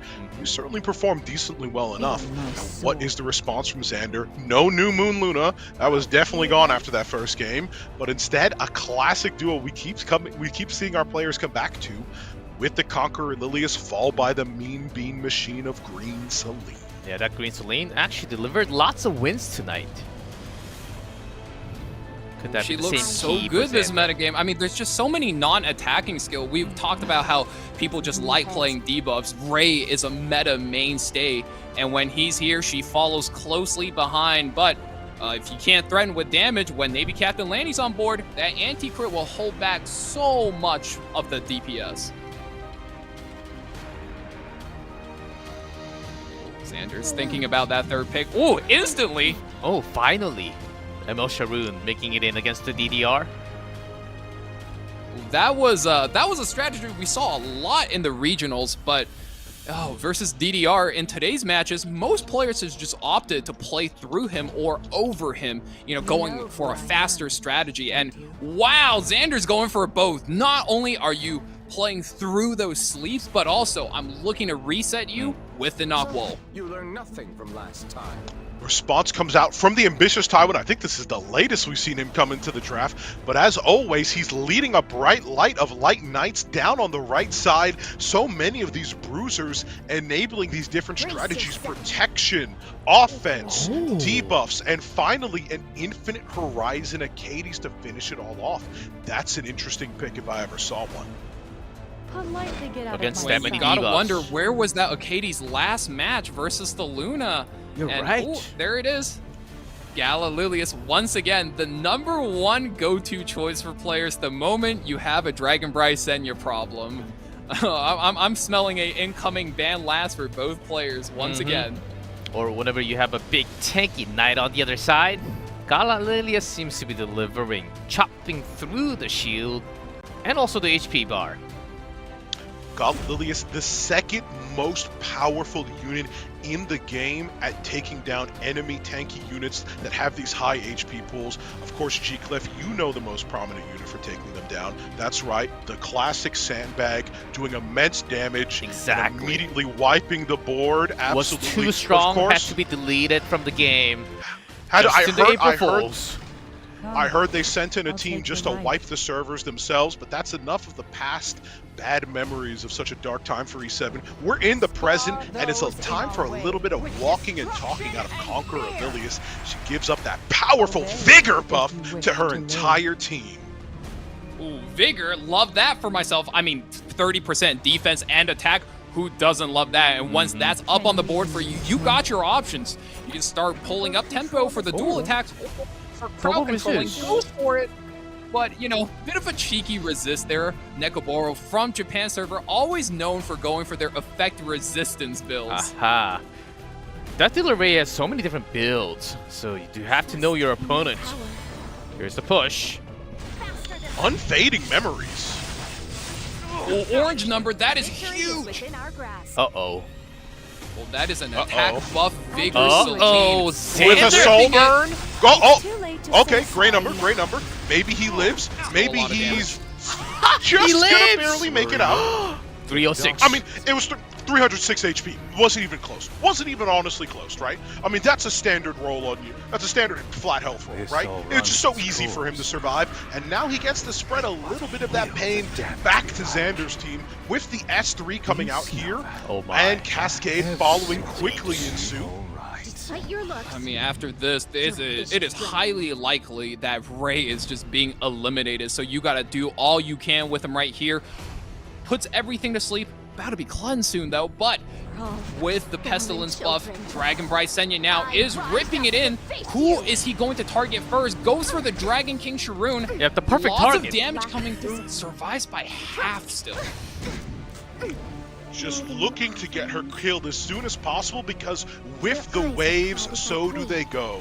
The sleeps and stuns are no more, but there's a rising dragon here in its stead, and it's put defense breaks all over the enemy team. Ooh. The class debuff is here. Need to tend to those stats. Necoboro is still in trouble. Seems like Xander's got some control. On top of that, One cascade turn increase there. Oh, that's no. huge! How much effectiveness do you have to have? Lands on the Acades. We missed the seal. Oh no, missed the bind counter? on the Navy Captain Landis, but she's still popping off. Bit of an unfortunate turn, so still up in the air. I don't know whose game this is. That I say Landis with did down. souls, I say follow the souls when it comes to a situation like this. Ironically enough, both players having access to soul burning into a stun here, funnily enough, so might see a play like that happening, or he might be saving it just to get a guaranteed splash out of the Navy Captain Landy. His decision starts here, and he does opt for the stun. It's risky as all heck, and does not land on the Celine. That's a big At move. this point, you gotta take every desperate play you can. And now, Green Celine, attack buff, vigor, and cascade. How much damage is that? It's enough to put down the menace immediately. A follow-up here, not going to do much at all. In fact, inspiring another round of counterattacks. And that's it. You can hear her at port. The ship is coming in. And what buff could it be? Is it Gab? Is it There crit it is. damage? Intuition! Immunity and a barrier. Both might be necessary Survives. here. Might have protected herself from the stun. If she wasn't stun EE, I wasn't Mobilize checking. the But it doesn't matter warship anyway. time! You need to kill Dragon King Sharoon here. You don't want to put out more debuffs. And there you go. The team is wiped. Just Celine by her lonesome. Gray number not going to help out. Ooh, goes for the heal here, but does push the Celine, Cuts and now in. she takes another turn.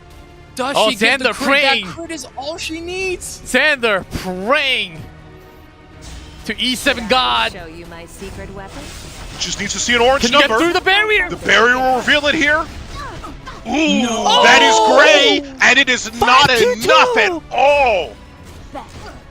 Burns, and it kills. And he the hits damage. immediately. Oh. Now that's a comeback. That's the power of the captain. Land. Necoboro Fate ties made series her 1-1. decision.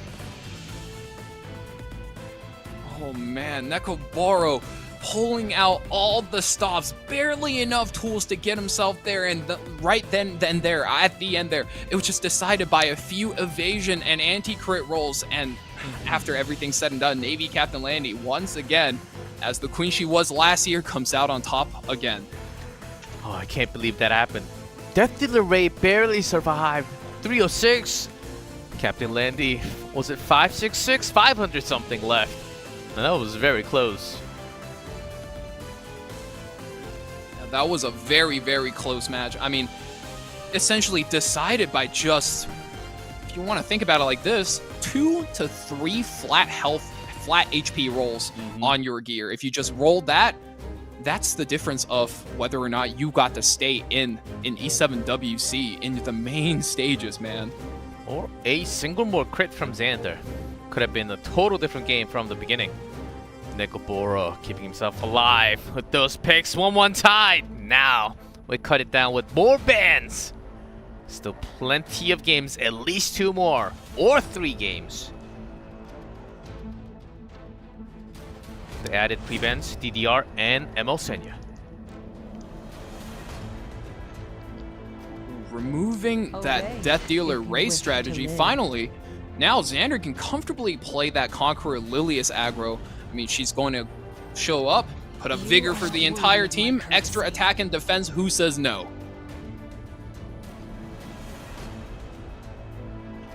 There's still a lot of units in the draft that love to get a couple extra attacks in. We know them all too well.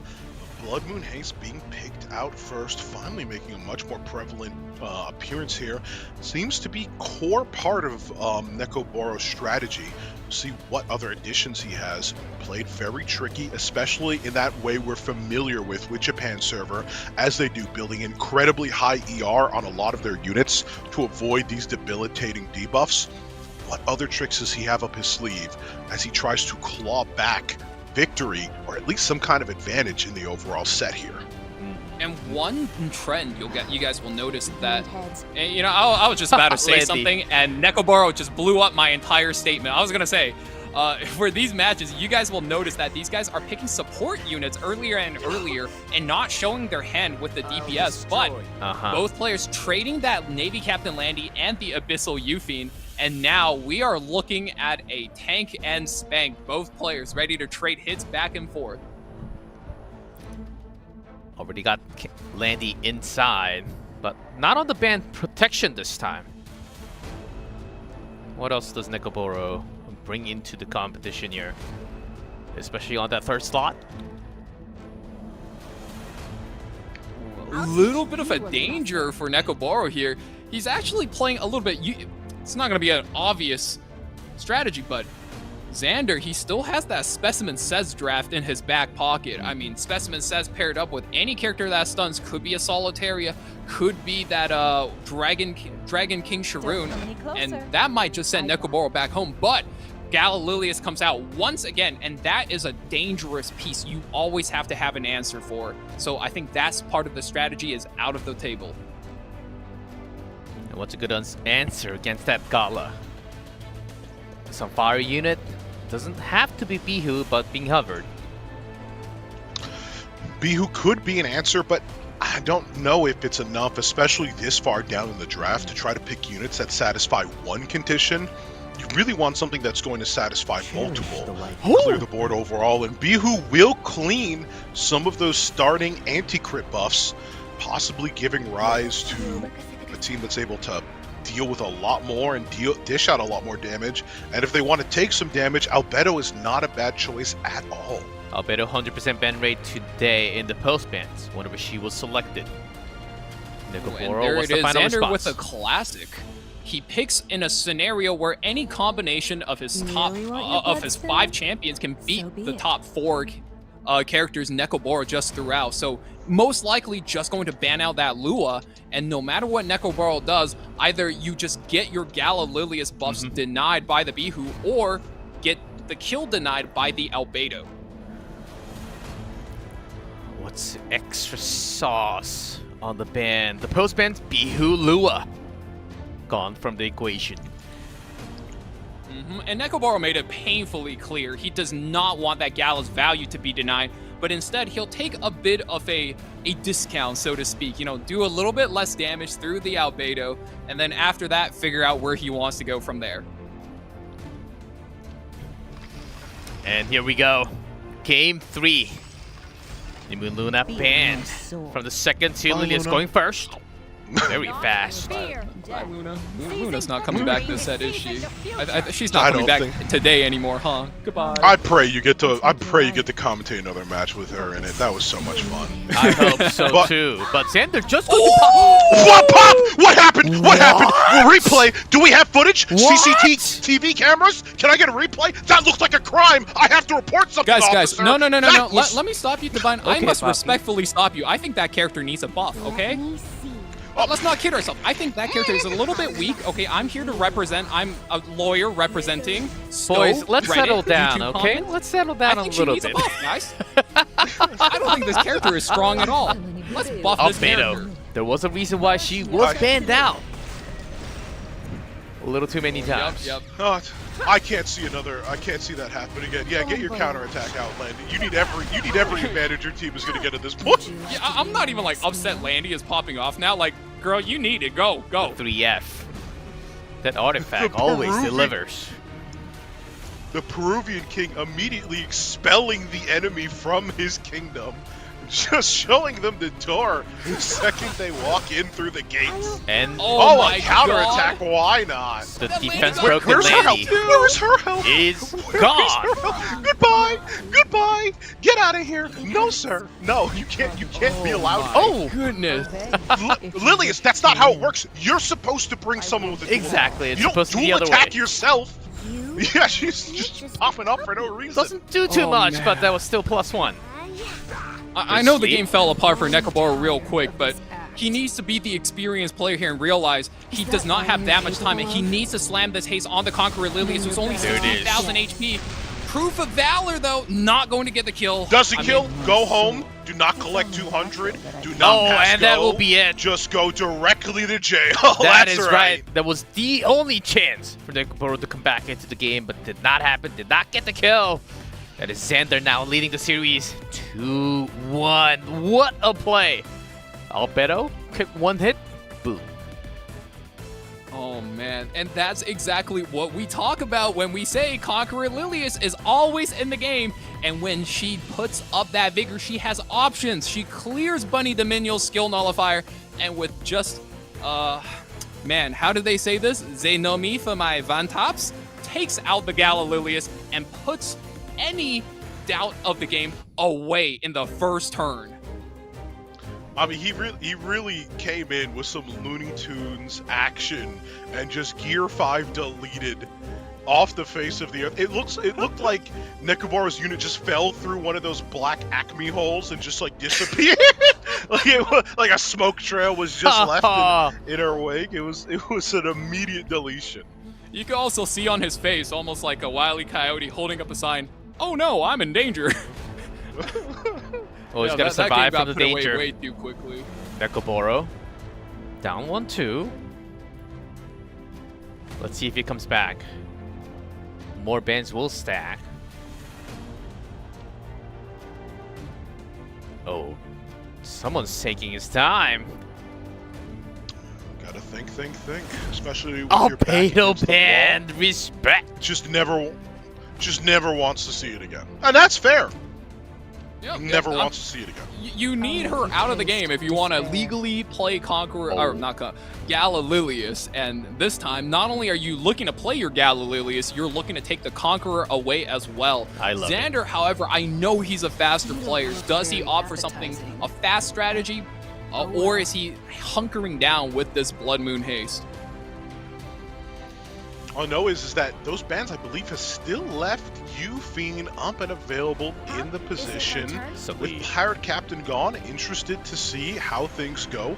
And the Celine does indeed come out. I think she's starting to become one of my favorites throughout the drafts today. What do you think, G-Clef? Yeah, you're right. Great question. Without the Landy, Necoboro seems to be selecting the Fiend and Crimson Armin. Finally, haven't seen her much today. Finally coming in that band protection. I think players are just counting her days at this point, right? We've already seen the preview for Empyrean Ilnav, and a lot of people are saying, "Ooh, it's like my Crimson Armin, but even more devastating." She's coming I think there's soon. a certain. She's coming soon, and you know I missed out on Luna because of course I did. So that does leave me in a position to pick her up. Very happy to see that. And You're not the only another one. premier mitigation. Oof. We're brothers in this, then, G-Cliff. We're brothers in this. You can have my credit card anytime. Speaking of credit card, Knockwall coming out here to rob the enemy team. Just in a classic strategy, stealing those cooldowns, binding them up. A powerful strategy specifically against the Conqueror Lilius, who wants to have people take those out of turn actions, and of course the Fiend as well. Oh, excellently put. Some people might think Knockwall isn't a great pick into Conqueror Lilius. Being a slower character, she can be provoked by the Lilius, but the moment you get out of that, you are putting everything on her team on lock. And after that, it's all over. So now, Necoboro trying to play for every single out he can that does not get bodied by this Knockwall. But you still need some more damage, right? What if the Fiend is banned? Infinite Horizon Acadi's one of them. Yeah, you do need a damage dealer. Whew. What do you go for? Maybe an Aiden. Bihu? Wow, this has got to be a speed build. You have to be fast, and you have to be able to output that damage. Doggy, how fast can you be with Bihu? As a Bihu, I mean, high end 285, 289. That's not. I don't know if fast. that's. I'd be comfortable racing dZanderr out of all people's Knockwalls, but who knows? Maybe he's really Is it fast. Spez time? Just for you, G-Clef. Just for you. A present at the end. What might be the end here? A specimen says. Saying hello, popping up. Outer Well pair. We kind of smelled it, but has to be banned along with Conqueror Lilius. From Necoboro, Bihu will stay. So I wonder how fast this Bihu is. As well. Oh man, and the specimen says get taken out. I swear, Divine, you are the biggest specimen says merchant. Every time you cast this game, We love him. You make him sound so fun to play. He is. He has to be. No, every that's single absolutely time. correct. Good take, good take. Specimen Not every single Says is a time, but very fun character. No spaz gaming hi, this Luna. game. If you're afraid. Bye, Oh, there's 1% cut from Bihu. Ooh. Oh, Yep. Lord. Now, does he let the S3 rip? What do you think, Valk? Oh, I think you gotta let it go. You gotta let it go. You need to take the buffs off of everything on Xander's side. And we're just gonna risk it into the Celine. Intuition. However, immunity doesn't go. I'm just doing my part. Wow, damage goes right into the Abyssal Euphine. However, Crimson Armin with the Aureus and with her passive just takes out so much damage. Gets the stun! Big move from That's Necoboro. That was cheeky. Huge. First few moves. That was bloody cheeky, Now mate. Celine. Yep. There's a target. Step back. Soul burn. You value your life. Don't say I didn't want Landing immediately. That damage looks illegal. Ah. Puts her out for good. Shuts her down just as quick. I'm telling you, everyone has built their Celine with one thing: murder on their minds, ladies and another gentlemen. trial to overcome. Is that it? I did not expect the Celine, even with the Soul Burn, to one tap an Abyssal Euphine through She's Crimson so Armin. That is powerful. confidence. If you don't mind. Oh man, and Necoboro's definitely stuck in a weird spot Counterattack. now. Like, sure, Oh, he still don't wanna has a get that chance, counterattack. though. Resist. To be my next Comes meal. through. You can expect Infinite Horizon and Hades to have infinite The resist, steal. but not your Crimson Armin gets stripped. And with, And the No, I extra think attack even comes more in important- Divine? No, I was gonna say those two hits have perfectly healed up the monk, looking like she's taken no damage from what has to be Necoboro's main damage dealer at this point. That's not good to see. Gentlemen, is Bihu enough? Or am I looking at this right? Is to meet Can Necoboro hold it? Oh, no. No. Not anymore. I with think that we saw knock from wall. 2 matches ago how much effectiveness was on this knock wall. Oh, no seal. I mean, victory is within you know, our if grasp. anything, Xander's knock wall is extremely consistent. Lands on Infinite Horizon Acades, misses seal every time. Damn. Sometimes you just need that consistency in your life, right? Something you could set your clock to. Oh, I mean, as long as GG you can play around That's it, but that is a Match clean is 3-0 over. coming in for Xander. Yes. Our 3-1 victory king. for Xander, and he survives. Oh, There's he's the got it rat. there. His mascot with the Jersey. I was wondering where the Jersey went. The Rat Pack gets its salute right there. He put it perfectly. A cold, calculated, and absolutely delicious victory. And look at the smile on that winner right there. He knows he is the king. Vamos! Vamos. Vamos indeed to Xander and the community on fire with that big win. Huge moment. His Celine still had the full trust after not critting that many times in game 2. That's some mental. Oh, we got the highlight here. Xander just pulled out such a tight series coming into this. You knew he was very experienced, but oh man, he made that experience gap look clean. I mean, do we even need to talk about this New Moon Luna game? Just seeing her for one game. And back That was so much into the Pandora's box you went, right? Just immediately, you know, there's in-game seal and then there's out-of-game seal. There's still a banned chance for that this life. might be the only game that we see New Moon Luna in the entire tournament. You never know. Your eyes are clouded Oh by man, hey, if it's the only game, I'm glad she got to hang out. That was fun. If it's her only game, I'm glad I this got was to the cast game. it, 'cause that was fun. Yep. This is another thing. I didn't expect to see this much green Celine out of today's matches, but wherever she's been, she has been putting in work, absolutely killing it right now. Should I show you This my was the secret moment. weapon? I mean, like, there's just so much It's not debuffs my in the fault meta, if you get hurt. and hey, guess what units who get rid of debuffs do? They use way too many non-attacking skills, so you're gonna see her pop up quite a bit. And these players, man, I'm scared to think what kind of builds they're sporting because this green Celine is doing way too much Here it is. damage off Here it that is, Val. sword. Lincoln, you miss it. A little tap, a little touch, and just like that, she's gone. I blinked. I need to have the replay again. Oh, that Eldritch was painful too. Oh man. Yeah, that defense That's fake. a good unit. And Bihu I'll have to give it my alone by himself without the Yupin. Man. And the stun too on top. Thought Necoboro really had a good handle at first. If you value your life, don't say I didn't warn you. The Celine is so powerful. I just want to highlight the power of that Unbound Knight Arrowell with the Bastion of Perlucia protecting the green Celine against the Bihu. There was nothing any character could do to stop that green Celine with the immunity, with the barrier. She was ready, she was protected, she was a queen, just absolutely taking over that last match, obliterating the opponents one by one. Oh man, that went crazy. I love main matches. I love best of 5 format and the double elimination because these players get to try more and more on top of that many pre-bans. I love it. This meta is one of the best meta, I think, for the tournament. And the players are just nailing it. Divine, are you alive back there? Oh, sorry. I was getting just, a little late in your time zone? No. I was thinking about how properly to angle the camera so I could kneel for my Peruvian king over here.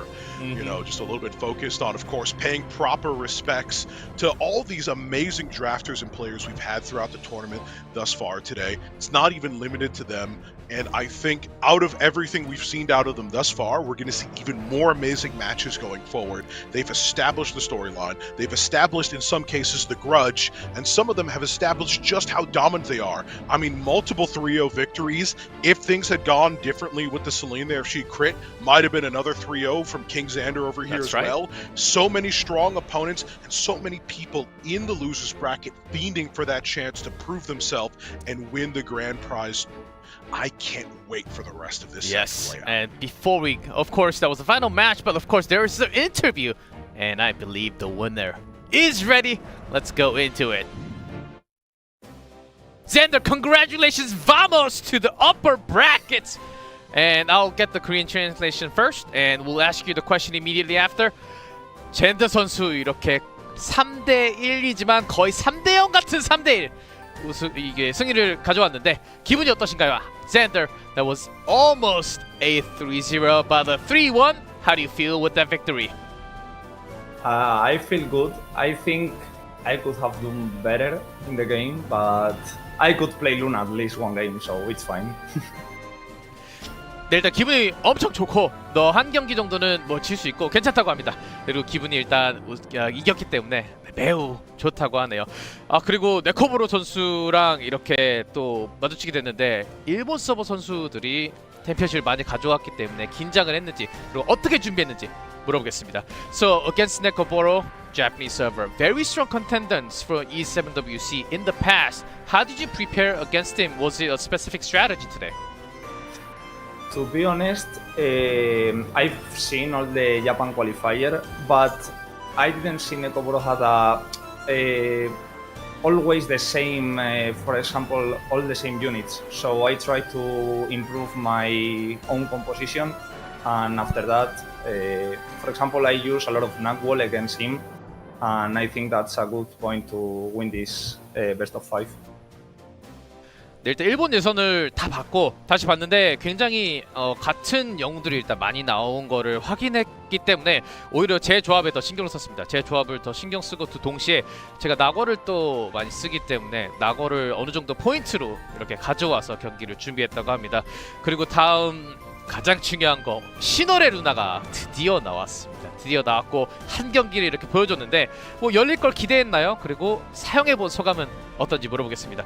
So, New-Moon Luna, first time appearance, you were the only player to be able to select her one game, but how did you feel about her and what was your thought in game 1?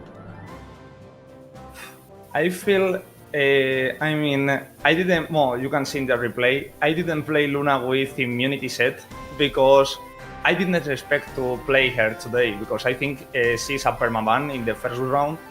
And after winning with Luna, I prefer to ban her instead of letting the opponent to play because it's just a monster to play.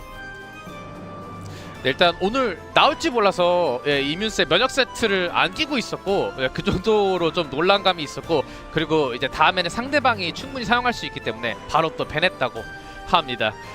그러면은 일단 1경기는 그렇게 지나갔고 두 번째 경기 이렇게 기도까지 하면서 셀린한테 제발 한 번만 치명 나왔으면 좋겠다 이런 모습이 있었는데 그 경기에서 조금 데미지가 몇백 이렇게 남았잖아요. 좀 멘탈이 흔들리지 않았는지 물어보겠습니다. So game number 2, Celine, you were praying so hard for that crit to get DDR, maybe into Landy, but it did not. And after that loss, were you shaken at all from your? How did you hold on to your mentality in the best of 5? I think I drafted really bad on the second game because I let Landy against my Celine. So to be honest, I deserved to lose that game. But when I saw that I used Nagwall and I debuff on the Arcades, I thought I could win that game. But I think it's just one bad draft and I keep going. 일단 두 번째 픽은 제 개인적으로 뱀픽이 좀 약했다고 생각합니다. 일단 반대쪽에 헤랑디가 좀 일을 많이 했었고 질만한 뱀픽이었다고 생각을 합니다. 거기다가 나걸로 이렇게 디버프를 많이 걸어서 어느 정도 기회가 있다고 생각하는데 뭐 그 정도의 뱀픽이었기 때문에 제가 두 번째 경기를 졌다고 합니다. 그리고 이제 마지막에 이렇게 실세즈까지 사용하면서 물론 밴은 됐지만 그래도 다양한 영웅을 또 썼습니다. 알베도도 그렇고요. 오늘 뱀픽에 이렇게 다양성을 많이 보여줬는데 나중에 이렇게 어퍼 브래켓 올라가서도 다양한 뱀픽도 보여줄 건지 물어보겠습니다. So even using Albedo with 3F, just one hit, one kill, we had some amazing game. Even Spez banned out unfortunately, but it seemed like you have a lot in plan, in store for the drafting. Your drafting style has been amazing. What's the key? How do you prep for these matches? I mean, I don't have one style to follow. I mean, I just feel that I have to take some units depending on the spot. For example, Albedo, I think she was really good against Galalilias and against Landy, but when I did the dual attack and I insta-kill Galalilias, it was like, what happened here? And the specimen said in the last game, I think he was going to ban that specimen set because I used a lot of in the qualifier and gave me a lot of wins. So I knew he was not going to play against that unit for sure. Just mental in that case. 일단 알베도도 그렇고 상황에 따라서 스타일을 이렇게 고정해두지 않고 상황에 따라서 많은 유닛 그리고 영웅을 바꾸는 이런 뱀픽을 어느 정도 고정한다고 합니다. 거기다가 갈라릴리아스도 그렇고 헤랑디 상대로 알베도 굉장히 좋은 픽이기 때문에 이렇게 가져갔고 예선의 결과로 상대가 어떤 영웅을 밴할지 어느 정도 데이터가 있었기 때문에 그것을 뱀픽으로 충분히 녹여냈다고 하는 게 오늘 승리의 요건이라고 했습니다. dZanderr, congratulations on your win. Now you move up to the winner. Are you ready? Are you ready to go up against a big name here? A big name of Nezuko? Yeah, I think I can do good matches against him, and I saw a lot of their streams, and he's really a good guy. So let's do fun matches for the viewers. 네, 그리고 이제 우승자 경기에서 네즈코 선수랑 어떤 경기 펼쳐질까요? 물어봤는데 네즈코 선수에 대해서 또 많이 봤고 굉장히 잘하는 선수이기 때문에 아마 좋은 경기, 재밌는 경기 하자고 이렇게 말을 했습니다. 젠더 선수와 인터뷰 여기서 마치겠습니다. dZanderr, thank you for the interview and congratulations, El Guapo. Thank you. The handsome himself, dZanderr.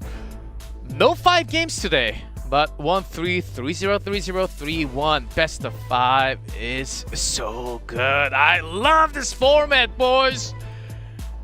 That was a lot of fun, and you could see in the bottom bracket, everybody's really casual about it. Oh yeah, you know, my opponent, he's such a good guy. Oh, he's so happy. I'm gonna have so much fun playing with him. Top bracket, yeah, I know you're my buddy, I'm gonna kill you. You're out of here. I'm getting you out. I'm getting you today. Some interesting It's time that interviews. Somebody finally bit the Very dust. fun Yeah. RNGs. But overall, the the styles between the players and the matches, different same servers, different servers, they were all different. And I mean, every single server has their own social circles, right? You got the Korean players who generally play tank down and go for slow and steady matches. Asia server going for that fast, high action, high speed, high RNG style match. And, you know, in the middle, you got like humbly global, where we're just like, you know, we don't really have our strength, so we'll play everything, right? and the other thing I've noticed is the evolution of some of these players, right? Good example is dZanderr, who used to only be a cleaver, and now he's like, yeah, you know, I'm not limited to one style. I play everything. Same with GOMEAWME. He played slow. It's crazy. You know, a good mix of slow and fast versus mrpong. And Hazama, as you know, played Fire Ravi, and that led him to his win. What about you, Divine? What did you think was like the most enjoyable part of today?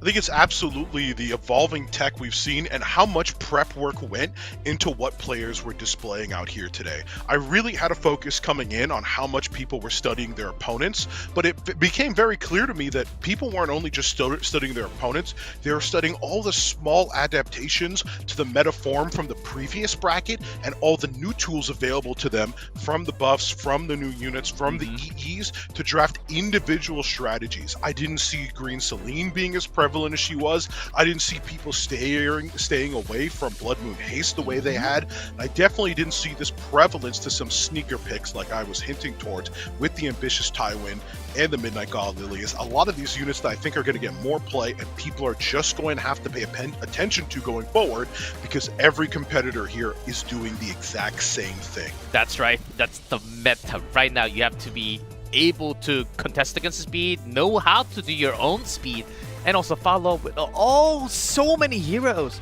that could be the counter. Here's the tournament tree, the updated tournament tree for the semifinals, the upper bracket. Hazamarei versus GOMEAWME. Whoo! That will be a match. Nezuko versus dZanderr? My goodness. Time to crown a king. It's either the free-to-play king or the Peruvian king between those two.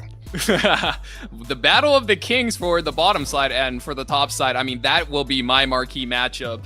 We talked about aggressive players versus aggressive players. Are we going to see them speed up like that GOMEAWME series, or are we going to see Hazamarei take a respectful bow and play turn 2? And, you know, just with the units we have right now, turn 2 is just such a comfortable spot. You can find an answer to everything else in the game. Now for the players in the lower bracket, if they lose one more, they're gone. Oskizu, mrpong, Rikazo, and Necoboro. They all good players, but sometimes the RNG didn't really give for them today. The drafting might have been a miss a little bit here and there, but they will have some time because we don't go immediately tomorrow. We go next week for those matches, so they have an entire week to go back and fix and maybe go adjust your strategy, or the ban picks against a new opponent will be available next week. Oh wow, it's been a pleasure, gentlemen, Valky and Divine, and what a day we've had. The meta, I think this is my favorite meta so far after all these years. It's just so many comparative heroes, the counters, the band protection in the middle, the brain fight between the two players. It's kind of insane how dedicated these players are for the studies and the details that are put in every single time. What do you think about today's Valky? Can you go first? I think one thing that I really took away as a RTA player is that you have to really understand your opponent, right? Divine said something similar earlier, and Nezuko as well reaffirmed that point where he understood Rikazo was fast, so he very respectfully gave him all the turn 1 options, and he was just looking, okay, this is where I take my A Tywin, this is where I take Laya. Whereas, you know, we saw mrpong where he's like, I know GOMEAWME is faster, but let's go, let's party, pedal to the metal, right? So we got to see different approaches. So players in the course of the next week will have time to adapt to that. And I really want to see where the strategy and the metagame go for the different regional clashes once again. Divine? Divine? I was just gonna say it really is at the end of the day an interesting tale going on between each of these players as they've come out to the tournament thus far. And I think what I really appreciate is how much, and we've said this before, they've inherited from the people that it took them to beat to get here. A lot of these strategies, a lot of these marquees wouldn't be so original if we still had people like Poopist, like Kukerbat, like some of the people they had to stomp and step over to get to this point in the tournament. And I think each of them have grown from a result, and these aren't even the same players in some aspects. And players are going to change, they're going to evolve more as we get through the format. And there are two types of players, right? Those who languish, who do their best when they're given the freedom to express themselves and their play style. Those people are hopefully in winner's bracket, and that's where they can give it their all.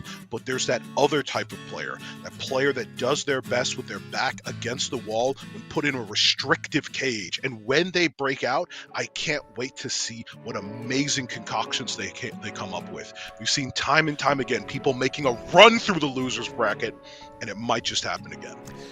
That's right. That could totally be happening because this is only the first day of the main matches.